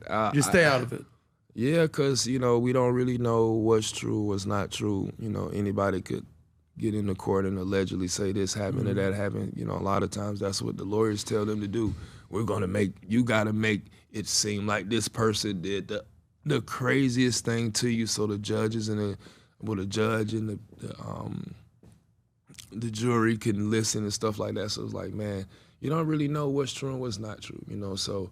Again, he has a family, he has kids, grandkids, and, obviously Cass and everybody is involved. They have family and stuff like that, I just hate that when people have public or when they have cases that it's so open to the public and people can, see and stuff like that. I think some things should be kept private, especially for the kids' sake and for all these generation kids' sakes. They don't need to be knowing about Johnson & Johnson baby oil being used in different ways than what, I used it for when I was a kid. So when did you have guys that would tell you, they're like, hey, Dwight, don't go to this. Don't hang out with that guy. Don't party over here. Don't do this. Were there guys that would mentally prepare you for things or no? Like the vets or maybe coaches? Yeah, the vets. The one thing that our coach said, I'll never forget this. He said, don't let Miami seduce you. So that was the one thing I will never forget. Who said, which coach was this? Johnny Davis, when I first got into the league. He said, don't let Miami seduce you. And Miami can seduce you. I don't know what you're talking about, Dwight. I do. I mean, if you go out, Fort Lauderdale and all over Boca Raton, it's just, see, we call them, see, we're always in the locker room with, we call them the legs, with the hairy legs. We don't want to be around hairy legs when we're not playing. We want some soft legs. We'll be around some nice looking women. So if you go to Miami, it will seduce you because it's a lot of beautiful women in Miami or in the Florida area. So he used to always tell us and tell me personally, to you, Dwight, do not let Miami seduce you. What was that your? So I've been around the NBA players a little bit. Mm-hmm. Some guys are into, smoking a little bit. That's their thing. Some guys like to drink. They could show up wasted before next a game, day, right? Yeah. Some guys are into cars. Some guys are into, jewelry and all that. Some guys are just straight up, I like the women. What was your advice? How did you navigate the NBA, and where did you, kind of fall into the spectrum? Because we all have it. I think money, when you get a chance to have any type of money, it can bring out, some of the things, your addictions and stuff like that. So when I was first in the league, I didn't drink, I didn't party, I didn't go out, but I did like getting cars a little bit. I did have some nice cars, and I dated a lot. I mean, so giving women, Wilt Chamberlain a run for his money, or you're kind of doing your own thing? I don't want to say. But when I was in Orlando, 21,000 women. Yeah. When I was in Orlando, my nickname was Little Wilt. Okay. But I didn't like that. I don't like that name. Now, Dwight, you're how old now? Dwight, I don't like You're it. so funny. it's competitive. No. Yeah, it's a different reference he made. I don't know if you caught it. He did an interview one time. Okay, I don't know all what it right. was with you and that one girl's like, today it was all about the D. And it was all, and she's not tracking. And I don't know who's standing to your left. Who was that on your left that just ran off? Who was it? It was Dennis Schroeder. Oh, This is man, Dennis we got Schroeder. in so Defender. much trouble. The We got in defenders. so Like much trouble. It was all about the D. It's just, and then it's And the I felt D so is what- bad. I felt so bad because, see, this is the thing. I'm not thinking like Stop, Dwight. This is Stop. the thing. I'm not buying this now. Now Play this is crazy. Let the audience see first, and then yeah. you can narrate. Go ahead, I feel Rob. Go. bad. Did a good job of hitting big shots. And then on the other end, we got some stops. Our D was good tonight. Before the game, Kent Bazemore told me it's too far into the season to allow 2 losses back to back. If you agree with that, how important is that win? Oh, it's very important, but it starts with the D. You know what you're doing, Dwight. You know exactly what you're doing. Stop it. You're like, I didn't do it on purpose. Starts with the D. First of all, the question this is, is so did bad you ever because play defense on her? That's the question. I can't. That actually was one of my teammates, Sam Decker. That's his wife. Oh, Sam Decker, the shooter. Yeah. And you didn't know that? No, we all know each other. So this is like, I'm just joking about like, It's gorgeous. like us playing defense and using the D as a reference. Stop it. Which, was very immature at the time. And I wanted to laugh, and, I shouldn't have did it. I feel bad for it because, I was supposed to be a representation of the team, representation to the league as an older player. And, as a vet, I shouldn't have done that with Dennis. He's looking up to me and stuff like that.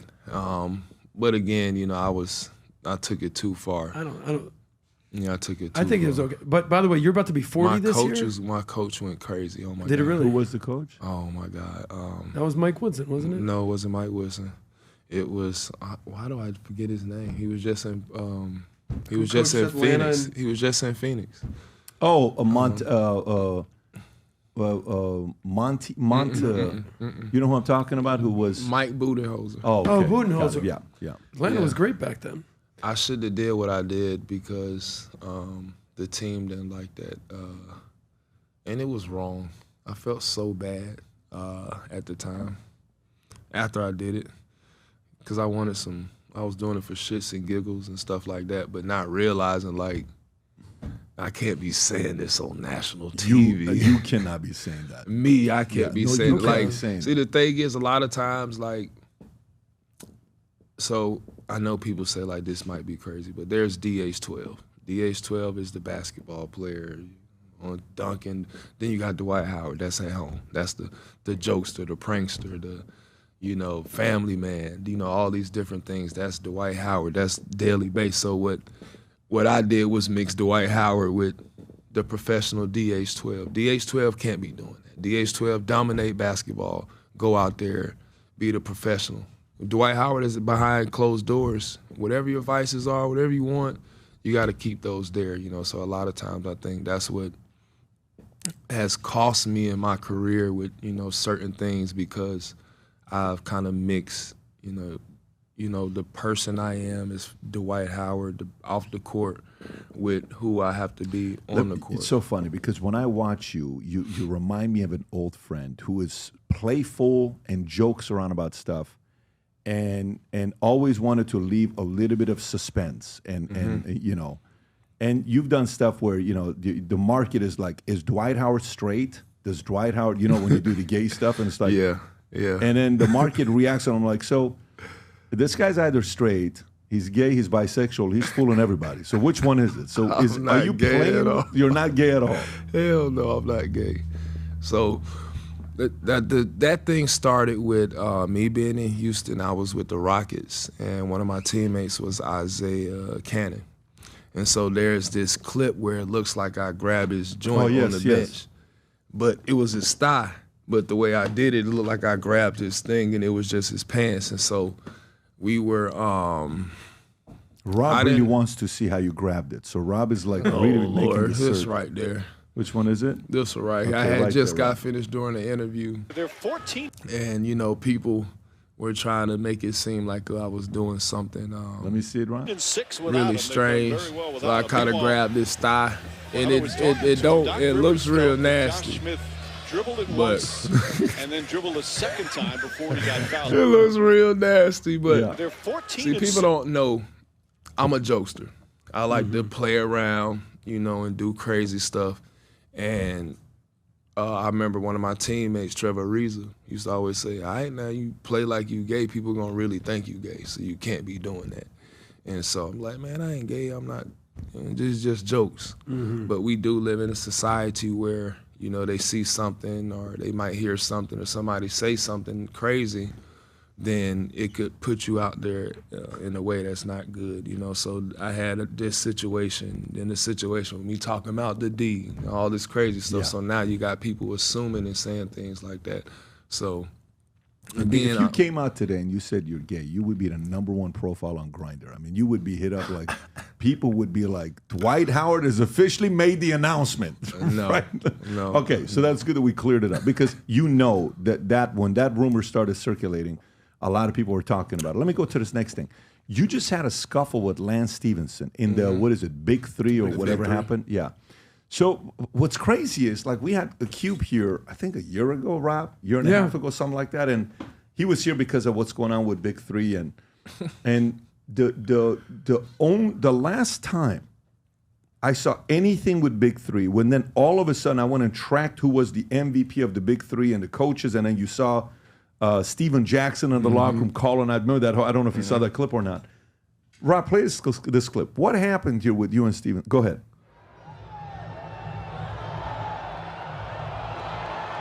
Is this an act or is this real? No, it's no act. But it's too much going on. So the whole game, it was a lot of... Can you find another angle? Because I haven't seen this angle. This is the angle. Watch this. Go for it.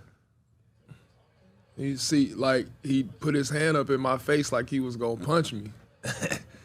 And so when that happened, I'm like, yo, bro, like you doing too much. And then he did it again like he was gonna punch me. And so I'm putting my guard up because I'm like, if somebody this is a far reach for somebody to connect with a punch. But when somebody's, like I tell my kids, if somebody is in your space, in your boundary, and they put their hands up, you gotta always be ready for it. You never know. Yep. And so when he did that, I'm like, okay. And I'm like, this is too much. But then once I grabbed him and did all that, I said, oh shoot, now I'm already in it. It's a lot going on, but that's why I was saying I don't want people to look at me and say, oh, man, he's a hothead and this is how he is. I don't think anybody would ever call you a hothead. But see, when I was in Orlando and leaving Orlando and going to these different teams, I was called a cancer. I was called this type of person in the locker room. And I hate that, that's not who I am. That's different, though. I heard that. What I'm saying is I don't think anybody called you a hothead. I think when you were, the same thing when LeBron left to Cleveland to Miami, he got the treatment. You got the treatment when you left because the Rich DeVos family, the Magic kind of looked at you as like their son, and they really loved on you, and they were protective of you, and they really wanted to make the investment for that next layer to have. By the way, were you ever teammates with T-Mac or no? You guys? No, he left and he said he didn't want to be no teammates with a high schooler. And I'm like, he didn't say that. Bro, you came out of high school. He didn't say that. He did. It's something similar to it, like he don't, he don't have time to play with a high school. And I kind of, the two of you guys, I kind of understand. But see, me playing with him, I probably wouldn't have developed. Same thing with Kobe and Andrew Bynum, because you have a main scorer, somebody who's going to get a lot of buckets. So he's not going to be trusting me in his prime years to win, because I got to develop. So he's like, why would I give him the ball? Like, and I understand, something similar to that, but I was like, dang, I used to wear his shoes in high school, the T-Max from Adidas. They was one of the coldest shoes ever. So I was like, man, playing with T-Mac would have been great. But think about it. McGrady at that time, almost the pinnacle of his career. After that, he went to Houston, and then he do like the 13 Toronto? points. No, Carter went to 13 points in like 30 seconds, something crazy. Yeah, when he played with Yao. Ming, yeah. Spurs. That's against the Spurs, I think. So I think that for my development's sake, I think that's why the Magic was like, we're going to move away from him and then bring in a Grant Hill, a Steve Francis, Cuttino Mobley, all these guys, Tony Battie, some veteran mindset, some people, because we haven't seen this young kid before. He's coming from a 16 people graduate, school, where it's 6 guys, 10 girls. He's coming from a small area, into this team. So let's try to put him around some people that could kind of guide him in the right direction, So I understood what they were doing. But for me, then I had a lot of, people who was not used to money, not used to working with teams and stuff like that.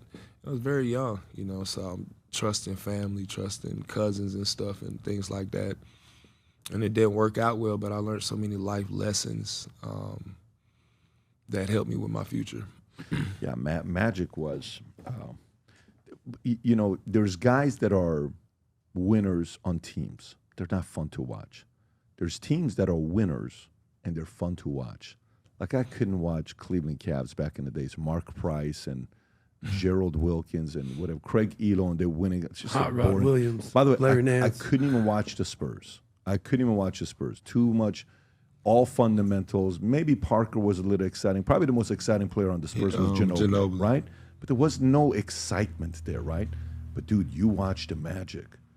At any point, it's like, whoa, he's going. Yeah, it was a lot of. You watched T-Mac. You watched Carter. Marbury was fun to watch. AI was fun to watch. I felt like it was real entertainment back then. It was entertainment. It was, Remember, it was NBA entertainment. Yeah. I think now, see, that's what I was used to, the whole entertainment. And that's a lot of times I got caught up in entertaining. So the whole D thing that I did, all the others, a lot of time I'm like, okay, I got to entertain. And that kind of can twist players' minds and coaches or teammates, and like maybe he's not as focused because he's trying to entertain. But it's like, hold up, this is why 20,000 people are here. I done already put in the hard work in the gym, in the weight room. I done did all the crazy stuff, the mean stuff. Now with the 20,000 people out here, they coming to see Superman one time. This is the only time they get to see me play. Dwight, who had a physique like you as tall as you? Shaq was big, but Shaq wasn't like a physique like looking David like Robinson. a bodybuilder. David Robinson. Oh, you know who else? Kevin Wilkins. Kevin Willis. Remember him? That's what made me get strong. Kevin Wilkins. Kevin Willis? Yeah, I remember Kevin Willis. One day I tried to box him out, and he did the chicken wing on me. Yeah, he was a strong couldn't ass move dude. my arm. He had little short arms. Just look at his arms. He can't even touch his knees. No, he's Also, did I say that out loud? I did not say that. Y'all are crazy people. But also, I think Giannis has kind of got to build like you. Giannis does. Yeah, Giannis. Alonzo Mourning a little bit. Yeah, Alonzo had a great physique. You're By right. the way, speaking of these big good guys, physique. you're kind of like the end of what I would call like the great true Big centers. era. Yeah. When you came in the league, bro, I mean, between David Robinson, Hakeem Olajuwon, Zoe, Rick Smits even, Yeah, they had Shaq, just got out. legend. I mean, now you have Jokic Say a little Rick bit. Smits, like Pacers. Rick Smits had a little Rick game. Smits was so fire. He was huge. He was giving people But now you got Rick Jokic a Smith little got a bit. shout out today. I mean, got shot. I mean, it's Indiana Pacers in the finals now. Come I on. remember. You know, They're down Jokic, 3-2. Joel Embiid. We'll see what happens there. Who's your all-time, like, who would you mirror your game after? I don't know what happened with you and Shaq. I would love for you to elaborate on that. But just You guys the are good guys now, right? the You and guys that Shaq? you would I never elaborate had a on, that problem you would. with Shaq. I don't know why he was tripping. I would. Shaq was tripping It's on you so for a little while. crazy. It's so crazy Superman, looking back on it. I would say the intensity like Zoe. I like to play hard, lift weights and go hard like Zoe did. I felt like his motor was different. So when we played against the Heat and they had him and Shaq, I would have rather gone against Shaq than Zoe, only because Zoe was going to give me a fight every play. You know what I'm saying? And Shaq, Zoe was a better defender. Zoe was just out there on every play. You know, Shaq is just I'm too big and too strong. I want to just get the ball in the paint. It's over with. Did Zoe come in same year as Larry Johnson? Was it Grandma Mao? Or did Zoe come in with Shaq same year? I think it was Shaq because they was going for rookie Yeah, I of think the year Shaq was together. one, and then Okay. Zoe was two. I think that was 1992. I Oh, wanna but they say. fought. That's what it is. LJ fought Lonzo Mourning. If you remember He was that my one fight. favorite Yes, player. of One of course. my favorite players, Grandmama? Larry Johnson, because he Grandmama. What is he doing? Is he around? Like I haven't heard anything from. And it's so crazy because a lot of 56 the years in players that Texas. were swole back then, Yeah. well, the last time I saw Larry Johnson, it was just like he was lean, like real lean. Dude, and he was cut like up. a human. He was. Oh my God! Did he win a dunk contest or he went into a dunk contest but didn't I win? used to love Charlotte. He had a great personality. Yes. But back to the centers. I mean, even Patrick Ewing.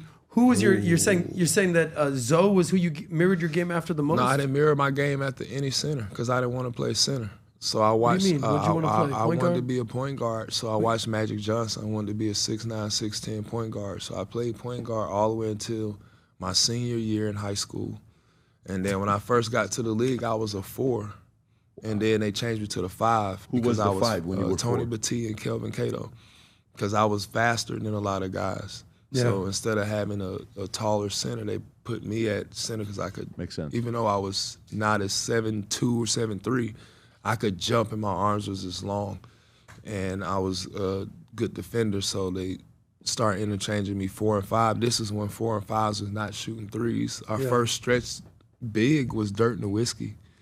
And then Kevin Garnett did it a little bit, and then Dirk did stretch threes. Kevin Garnett did 2-pointers, but he would stand on the 3-point line. 20 footers. Like, what are you doing, KG? Just shoot threes. This is a tweener. You're messing us up, you know. But So back to Shaq. What? Because you both got drafted from Orlando. I don't You know both what it number was. 1 pick. You both called Superman.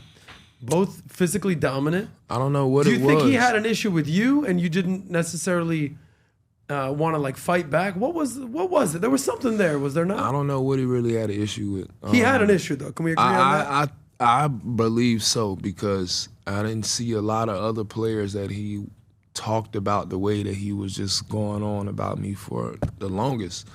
But again, the last time I saw him was in Orlando, and I was just, before that I said, man, if I see Shaq, no matter where we're at, I'm gonna go and talk to him, because this gotta stop. Like, first of all, he's damn near my dad age. Second of all, like, I watched him play my whole life, so I have the utmost respect for him as a player, and, you know, being the most dominant center to ever play.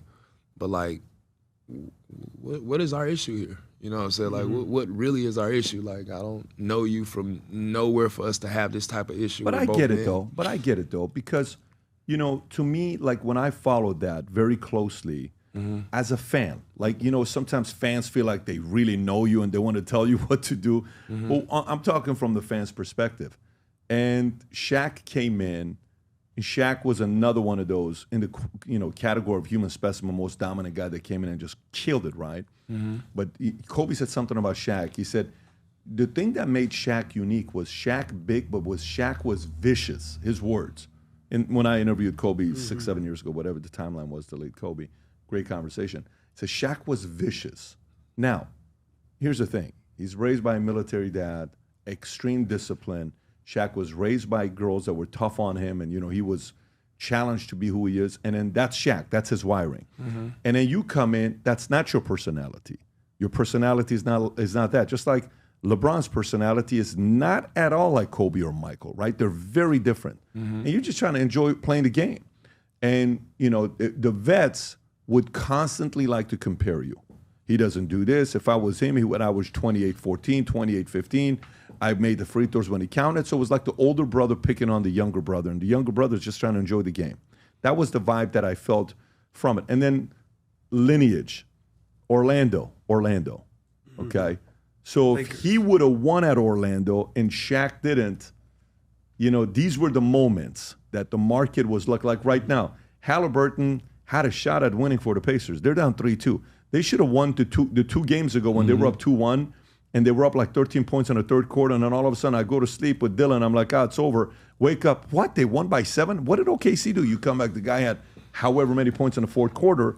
They seem like they're repeating again with what happened when Vogel took Hibbert out, center, the All-Star that year. It's averaging like 16 points a game. So to me, it's that constant comparison. It's like, dude, I just want to play. And then Superman. Yeah, that's how I saw it. I hate it because comparison to me, comparison is the thief of joy.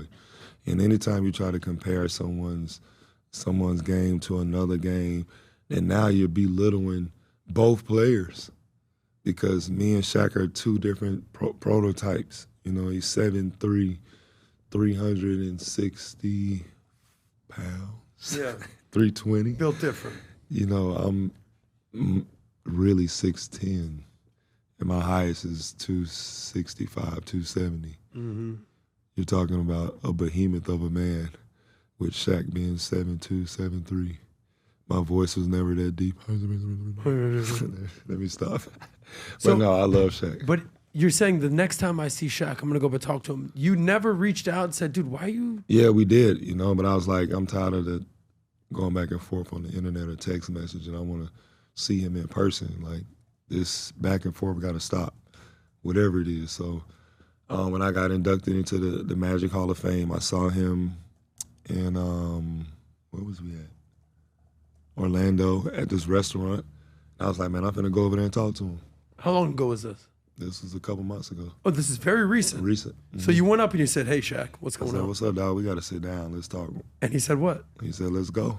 So how'd that conversation go? We sat down about 30 minutes, cleared some things up. Apologized if I felt like if he said he apologized if I felt like if he did anything that was hating or anything like that. That's great. But that's not who he is. I love that. He wasn't trying to hate. He was trying to motivate me. And I told him, you know, I felt like, you know, if you wanted to do that, I think the best way to do it was to come talk to me behind closed doors instead of saying things publicly. Now you're giving other people an opportunity to chime in, and now you got people on the outside messing up a relationship that they don't know nothing about. And we could have been done got this squashed or whatever it may be a long time ago.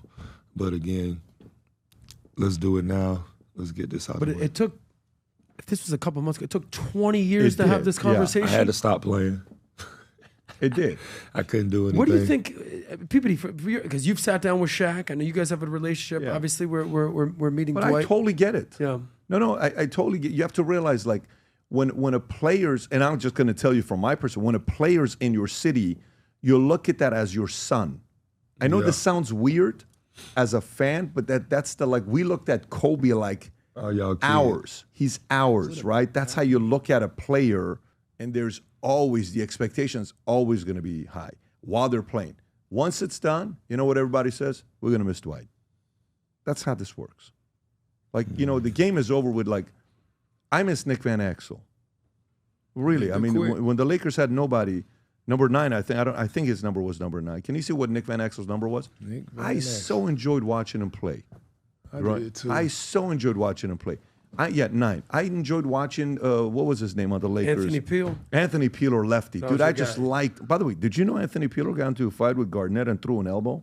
Yeah. Peeler was a tough guy. Peeler wasn't Peeler like a... was a tough guy. Yeah, Peeler was fun. I read his rookie card. He didn't do anything crazy, but I enjoyed watching Peeler playing. And they step away like, oh, man, we're going to...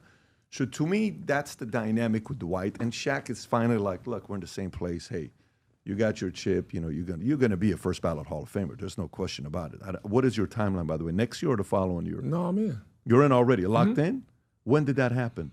This summer. They announced it this summer, and I'll be going in September the 4th. Freaking awesome. Yeah. Coming up. And by the way, first ballot. Yeah, first ballot. First yeah, ballot, yeah. for sure. I mean, it's your career was an insane career of what you did. So it was great seeing you and Shaq have that conversation. When I saw that 2 weeks ago, I'm like, oh, that's cool. And You saw it? no, I was watching it. When I was watching it, It was televised? Oh yeah, you can see the exchange. I went on his podcast, but I felt like if we do have a conversation, we should have like y'all. It should be y'all two, and we should all sit down. With Shaq. Come on, big fella. With you and Shaq. Yeah, let's go ahead and I get think it the out. crowd wants that. Yeah. I think everybody would love that. I think Shaq would do that. I think that would be it literally is. Like, you know how the one nickname you don't like, the Little Wilt, because I think you can give better names than Little Wilt. But like big bro, you know, little brother type of thing that's going on here. Especially the way it got started. Both of you guys coming to the Magic. But I have to see now. This is crazy to me. Now, the Superman nickname for me came because one day I jumped over one of my teammates in practice, and I used to go crazy in the weight room. That's how I got the nickname Superman. And I used to always listen to Soulja Boy, and he had a song called Superman. So that was how Superman came. It had nothing to do with Shaq, anything like that. So I was like, why would Shaq get upset about saying Superman? Now, when I did this, right before I did the dunk, my teammates in Orlando had asked me to jump from the free throw line and see how crazy it'll look, because when you be jumping, it look like you flying. So I did it in practice. Jameer threw it over the goal the same way it looked in the dunk contest is how it looked in our practice. So they was like, man, this is crazy, you got to do it. Then Carlos Arroyo said, man, you should put on a Superman outfit. And I was like, why? It's like, cuz it'll look crazy if you do that. So, well, this is legendary. Like this is why, yeah. This is going to be in the history books of the NBA 50 years from now. You know, this is a onesie. Yeah, that's what I'm saying. This ain't going away, bro. Like a onesie, like the outfit. I had to cut the bottom and the legs and the boots off. So this whole thing is custom. I had to tie it under the bottom like. That is so funny. Get out of like here. a onesie, yeah. That's why the underwear part is so high. That is so and it's so funny. tight, yeah. I just noticed. Because it's a onesie. It's a onesie. Wow. It's a whole outfit. I picked it up from Party City. The night before, from Party City. It'll make you for a guy that's 6'11". And so now it's crazy that Shaq is, he says he wants to be called Thanos. Now I'm going to tell you how this is crazy. My favorite movie is... Iron Man? No, Avengers. And my favorite character is Thanos. Now I've said this, I've been on public for saying this multiple times. I had a car that was all purple. I got it before I started with the Lakers. You can look it up. I did a video. I put the ring on the front of it, and it started. So that was it right there, my purple car. I got it because of Thanos. He's my favorite character. Why is he your favorite character? What he stood for in the movie, how he didn't allow his emotions to stop him from fulfilling his destiny.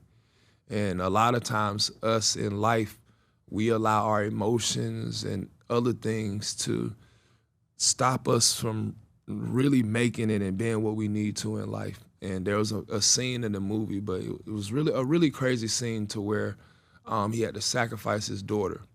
Now, obviously, they took it too far in the movie, but it was to show, like, sometimes we have to be willing to sacrifice whatever it takes to make sure that we do what our life's mission is, our life's purpose. Scene, bro. You know what I'm talking about, right? Of course I know, on the cliff. And and that's what made me, like, man, Thanos. Were you in a villain season of your life? Like, were you in a... I didn't even see him as a villain. You didn't think he was a villain? So I actually met Josh Brolin, the character. Phenomenal actor. I met him on the plane going to see the premiere of Avengers. I was like, man, I got to meet Thor and Thanos, my two favorite characters. He's on the plane, so I write him a letter and give it to him while I'm on the plane. I'm like, man, thank you for what you did in this movie because it inspired me to become a better man and a better person. Thanos. Wow. Because the first time he had an opportunity to do his mission in life, he allowed his emotions, he allowed everybody else to stop him. The second time, he completed his mission, and he didn't allow nobody to get in the way. And what I realized is that all of us have to get to that place where we can't allow how other people feel, their thoughts, their emotions, or anything to deter us off our purpose. And there's times in the games and life where I've done that. Dude, I just went on the ChatGPT and I typed in, was Thanos a villain in Avengers? Okay, you ready for this? Go ahead. It's like you can type that up and say, yes, Thanos was the main villain in Avengers, in Avengers Infinity War 2018 and the Endgame, which Endgame and the way the movie ends is just ridiculous. Who is Thanos? A Titanian warlord from Marvel Comic Universe, believes in restoring balance to the universe by wiping out half of life. So is he a villain? To prevent overpopulation and resource collapse. That's a villain, dog. That's a villain to how we would say it's a villain, but obviously that person is needed to restore balance. Everything in life is all about balance. If you have too much of one thing, it could cause problems. So everything in life has balance. The way they had to put it in the movie was to show that people had to leave. But, let's just say, like, earlier we talked about vices. Or, every NBA player has vices. I think a lot of the NBA players who've been at the top, what they've been able to do was, let's say if somebody's vice is KD. He likes to smoke, right? Yeah. So he's very open about it. Let's say his vice is smoking, but he's probably learned how to balance it out to where he's not overdoing it to himself. He's not abusing it. He's using it for what it's for. Let's say he's using it for medical reasons, medicinal reasons. He's learned how to balance it out. I think everything in life is about balance. The earth itself is alive. It's a living, breathing organism. So sometimes it has to balance itself out. And, which means that death is a part of life. Some of us, we all have our time on this earth. So that's a trip that you're saying Thanos, man, but respect. I love Thanos. If I'm listening to everything you're saying, and it's like you have Stoicism, Buddhism, Confucianism, Taoism, all in this dude from Atlanta's body. Oh, yeah. So have you read any Marcus Aurelius Stoicism meditations? I PVD have. made me read that book before I joined VTs. Have you read any Stoicism? Are you familiar with this? I haven't read any, but I have done some research in a lot of different spiritual beliefs. From traveling, I've learned so much from going to Asia, seeing the different Buddhist temples and stuff like that. Heard a lot about Taoism from being in Asia. Actually, my shoes that I had with Adidas, they came up with the shoe because of my spiritual beliefs, but also how I viewed, let's say, balance. So my shoes, they would call them Yin and Yang, the two sides of Dwight. You had this one side that's always, happy, smiling, and then you got the mean side on the court that would elbow you in the face, throw you on the ground, call you all types of names, and then pick you up after the game and go eat. So it's like I had to balance out both sides, and my faith has been a big part of my career. What would you say that your faith is? Are you saying you're Christian? Or are you saying that you're a multi? I am Christian, but we call it Karastian. Karastian. What's that? Explain that. Ka means spirit, and Ra-stian, Karastian. You see if it shows up. K-A. K-A, and then R-A-S-T-I-A-N. Separate, 2 words. Karastian. Karastian. Sounds almost Armenian, PBD. See if it comes up. Yeah, there it is. Close to Rastafari. Centers on the belief in single God called Jah. I studied some of this. We are non-denominational. So there are, I want to say it's over 4,800 religions, or 4,200 religions or something like that. You can fact check that just to make sure, boss. Rob, he's talking to you. Yeah, I think it's 4,200 religions or something like that, if I'm not mistaken. So you are Christian, or you consider yourself Karastian? I am Christian, but that is a deeper part of it. Interesting. Because Christians have it says it's more 4,200 religions, and then it's 35,000, 3,500 or some different Christian denominations, if I'm not mistaken, in the world. So there's a lot going on as far as people's religions and their beliefs. Yeah, see, different Christian denominations, 4,500. 45,000. Yeah, 45,000. Sorry. Your tattoos.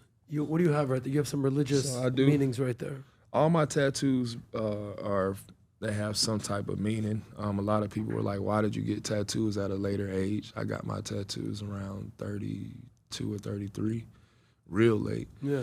Because I never wanted to put anything on my body, but then I started reading and traveling and started learning different things. I started with this right here, the eye of, or the hand of Fatima with the evil eye, or the eye of Ra. But this is actually my eye. And this is, when the sign is up like this, it's like pushing away any negativity, any evil. When it's down like this, the hands, it's like you're calling in positivity and stuff like that. Then I love Egyptology. The sun, Amun-Ra. I don't know if you heard of Amun-Ra. Mm-hmm. And then it was just Anubis. You heard of Anubis? Mm-hmm. Anubis is the god that kind of takes you into the underworld. So when we transition, Anubis was said to be the person who would take us to the afterlife. A lot of this is in old Pharaoh Ramses Egyptian days. Mm-hmm. Yeah, I'm familiar. Some stuff is in the Bible, but they kind of put it in a way where you have to really go deeper. So a lot of times people just read the Bible and just read it, just say I read it, instead of really diving deeper into what it's talking about, the words and stuff like that. That's cool. A deeper place for you. What's next for you now? Now that you're at a different phase of your life, what's Dwight gonna do? And you got money, you have notoriety, people know your name. You're about to be Hall of Fame inductee in August. This year. Mm-hmm. You're going through all this. What's next for Dwight Howard? Man, it's been so much. My life has been so like a whirlwind. There's been times where I'm like, man, I just want to travel and just get away from everything. But then now I have my kids, and before they turn 18 and get into the real world, what I just want to do now is really just put my energy and my effort into more so guiding them and kind of teaching them for the world that's ahead. I came into the NBA very green. You know, at 18, you know, I didn't know anything about finances. I didn't know anything about love, trust, money. None of these things were in the forefront of my head. The only thing I knew was go put the ball in the basket, make everybody smile, have a good time. But doing that for 20 years is like, hold up, you know, I love other things too. I have a farm, I like animals, I want to do this, that, and the third. But now that basketball is coming to a close, it's like, man, I still have a long life ahead of me. You know, who is this person outside of the game that I played since I was 3? I want to find all of that person. So I've done things in my basketball career during my off time to kind of figure out who I am. I did a show called Special Forces with the military. I also did this thing where I had to sit in the dark for 3 days, sit in a cave. I did. This is one of the craziest things. Style. Yeah, I sat in the dark for 3 days, no light, in a cave. Kind of like a spiritual awakening, but it was pretty intense. What made you want to join the Big Three? I feel like you're the most decorated, best player to ever join the Big Three. A lot of these guys are kind of like decent players, but not perennial all-stars, MVP candidates, Defensive Player of the Year. What made you want to join the Big Three? I think that 5-on-5, I kind of graduated from the 5-on-5 basketball school, and want to take on a new challenge. And I'm still in shape. I love playing the game of basketball. I want to compete. You know, I have a good time, and a lot of fans who may get a chance to see me in my younger years, get a chance to see me play a little bit now before I'm actually done.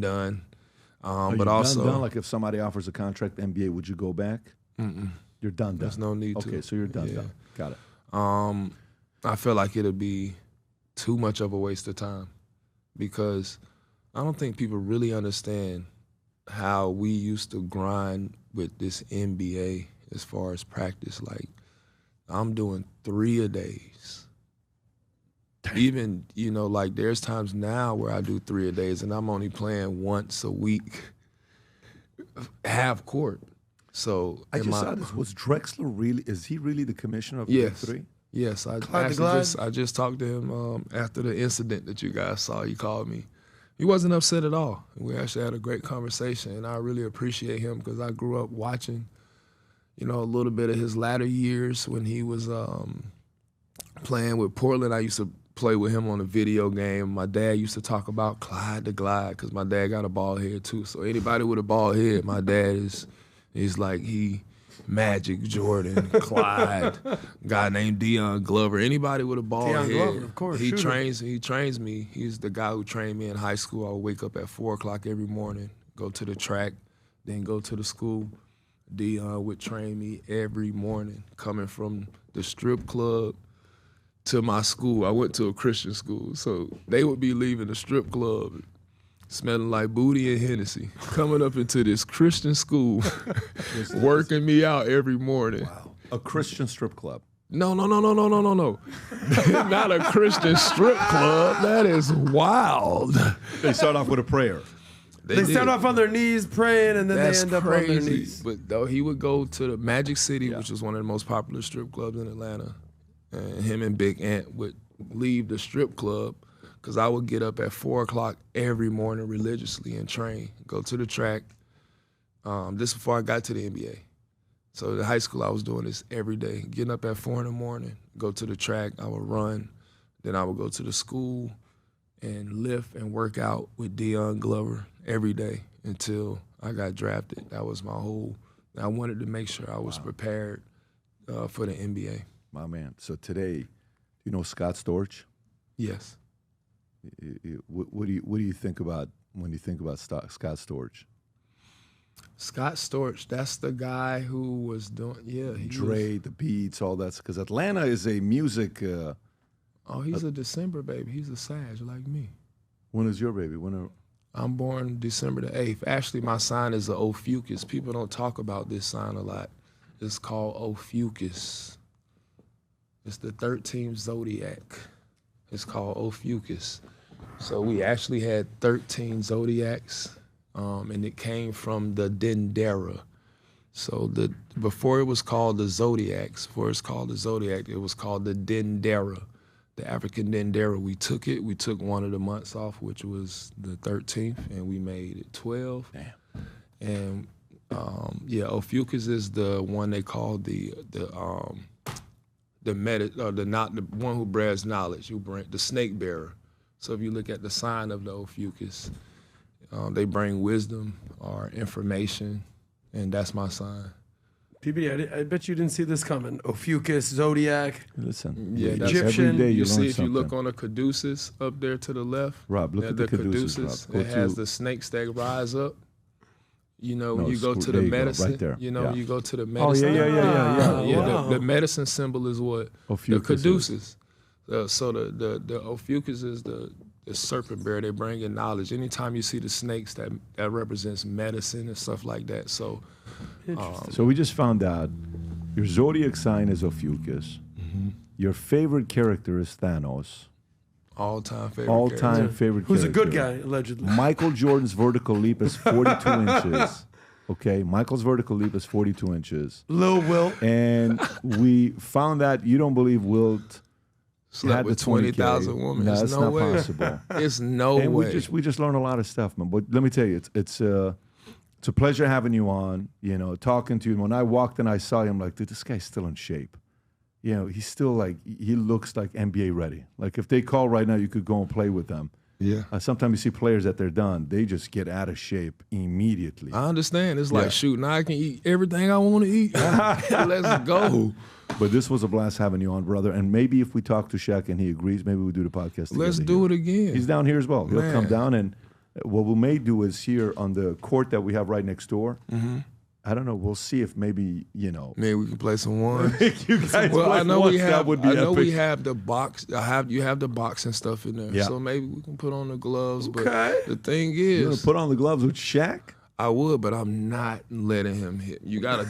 It's a lot of sticking and moving. Cause Remember you keep- Shaq when he fought Barkley, He fought. he's a that's right. righty, but he swung with the left. I'm Yeah, like, but he wanted to missed. really throw He Barkley Never missed. off. connected, though. He missed. He tried to throw Never a quick connected, one. yeah. Yeah. And then Barkley got up under If it. that would have connected, Yeah, if would do a lot of damage if connected. yeah. Shaq He didn't connected take with the- Alvin Robertson, though, rookie season, if you remember That's that. true. Who? Alvin Robertson. But he missed that? so many people. He missed what you call Are Brad you Miller. really calling Brad the- Miller, yeah. This is He the one missed with Brad the Miller. left. Like you would have never thought. Look at this. Boom, left. Oh, and I'll bet tell he you this: landed with Alvin if he would Robertson. have caught him with that left, it would have been over. Yeah, it would have been bad. But good. Barkley's had plenty of fights in his career where I was just watching highlights the other day of Barkley. I'm like, this He was fucking guy incredible. was so much fun to 6'4". watch. By the way, Dwight, Shaq Barkley and is Barkley. not 6'5". Why do they keep saying that? Well, how tall do you think he is? 6'4". Barkley is 6'7", 6'8". Really? Is he really 6'7"? 6'7", yeah. All right. He's a well, big both. And one thing I know for sure, since they've retired, Shaq and Barkley have not missed a meal. Barkley is so Well, funny. no. Shaq is in shape. Shaq looks good, and Barkley actually recently lost a lot of weight. He did. He lost a lot of weight, and he looks good as well, and that's good for him because Ozempic. I do think.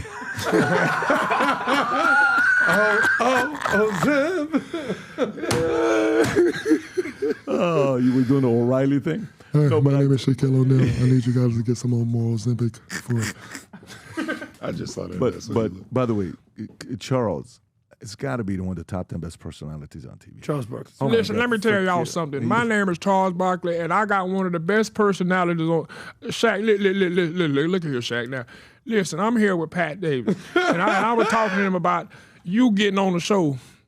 If I can get you on the show, we'll get with Dwight Howard, and we'll get you some Dunkin' Donuts, and they just round like a rim. Yeah. Yeah, I think you. I remember that one where Shaq gets up and goes out. He said, "What are you doing? What are you doing, Shaq? I'll be back. What are you doing?"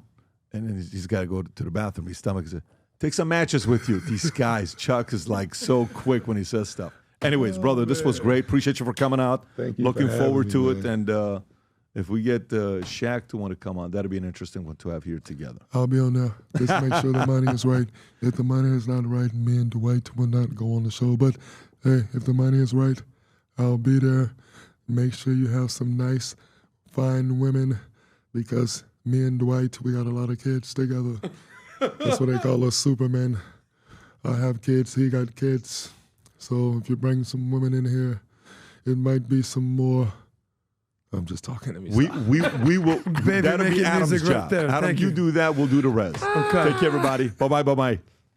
What's up, y'all? This your boy Dwight Howard, a.k.a. the Hall of Fame Superman in the building. If y'all want to connect with me, ask me any question, just go to Connect now, and I got all the answers for y'all. Yeah, I can tell you how many women, Wilt Chamberlain, no, that was just fake. But guess what? I got all the expertise, basketball, chess. If you want to learn how to do Snapchat, if you want to learn to get that jump shot silky smooth like me, if you want the fresh fade with the nice hair, come check your boy out. We got expertise in a lot of areas. Remember, Connect and Connect. I'll see y'all there. Peace.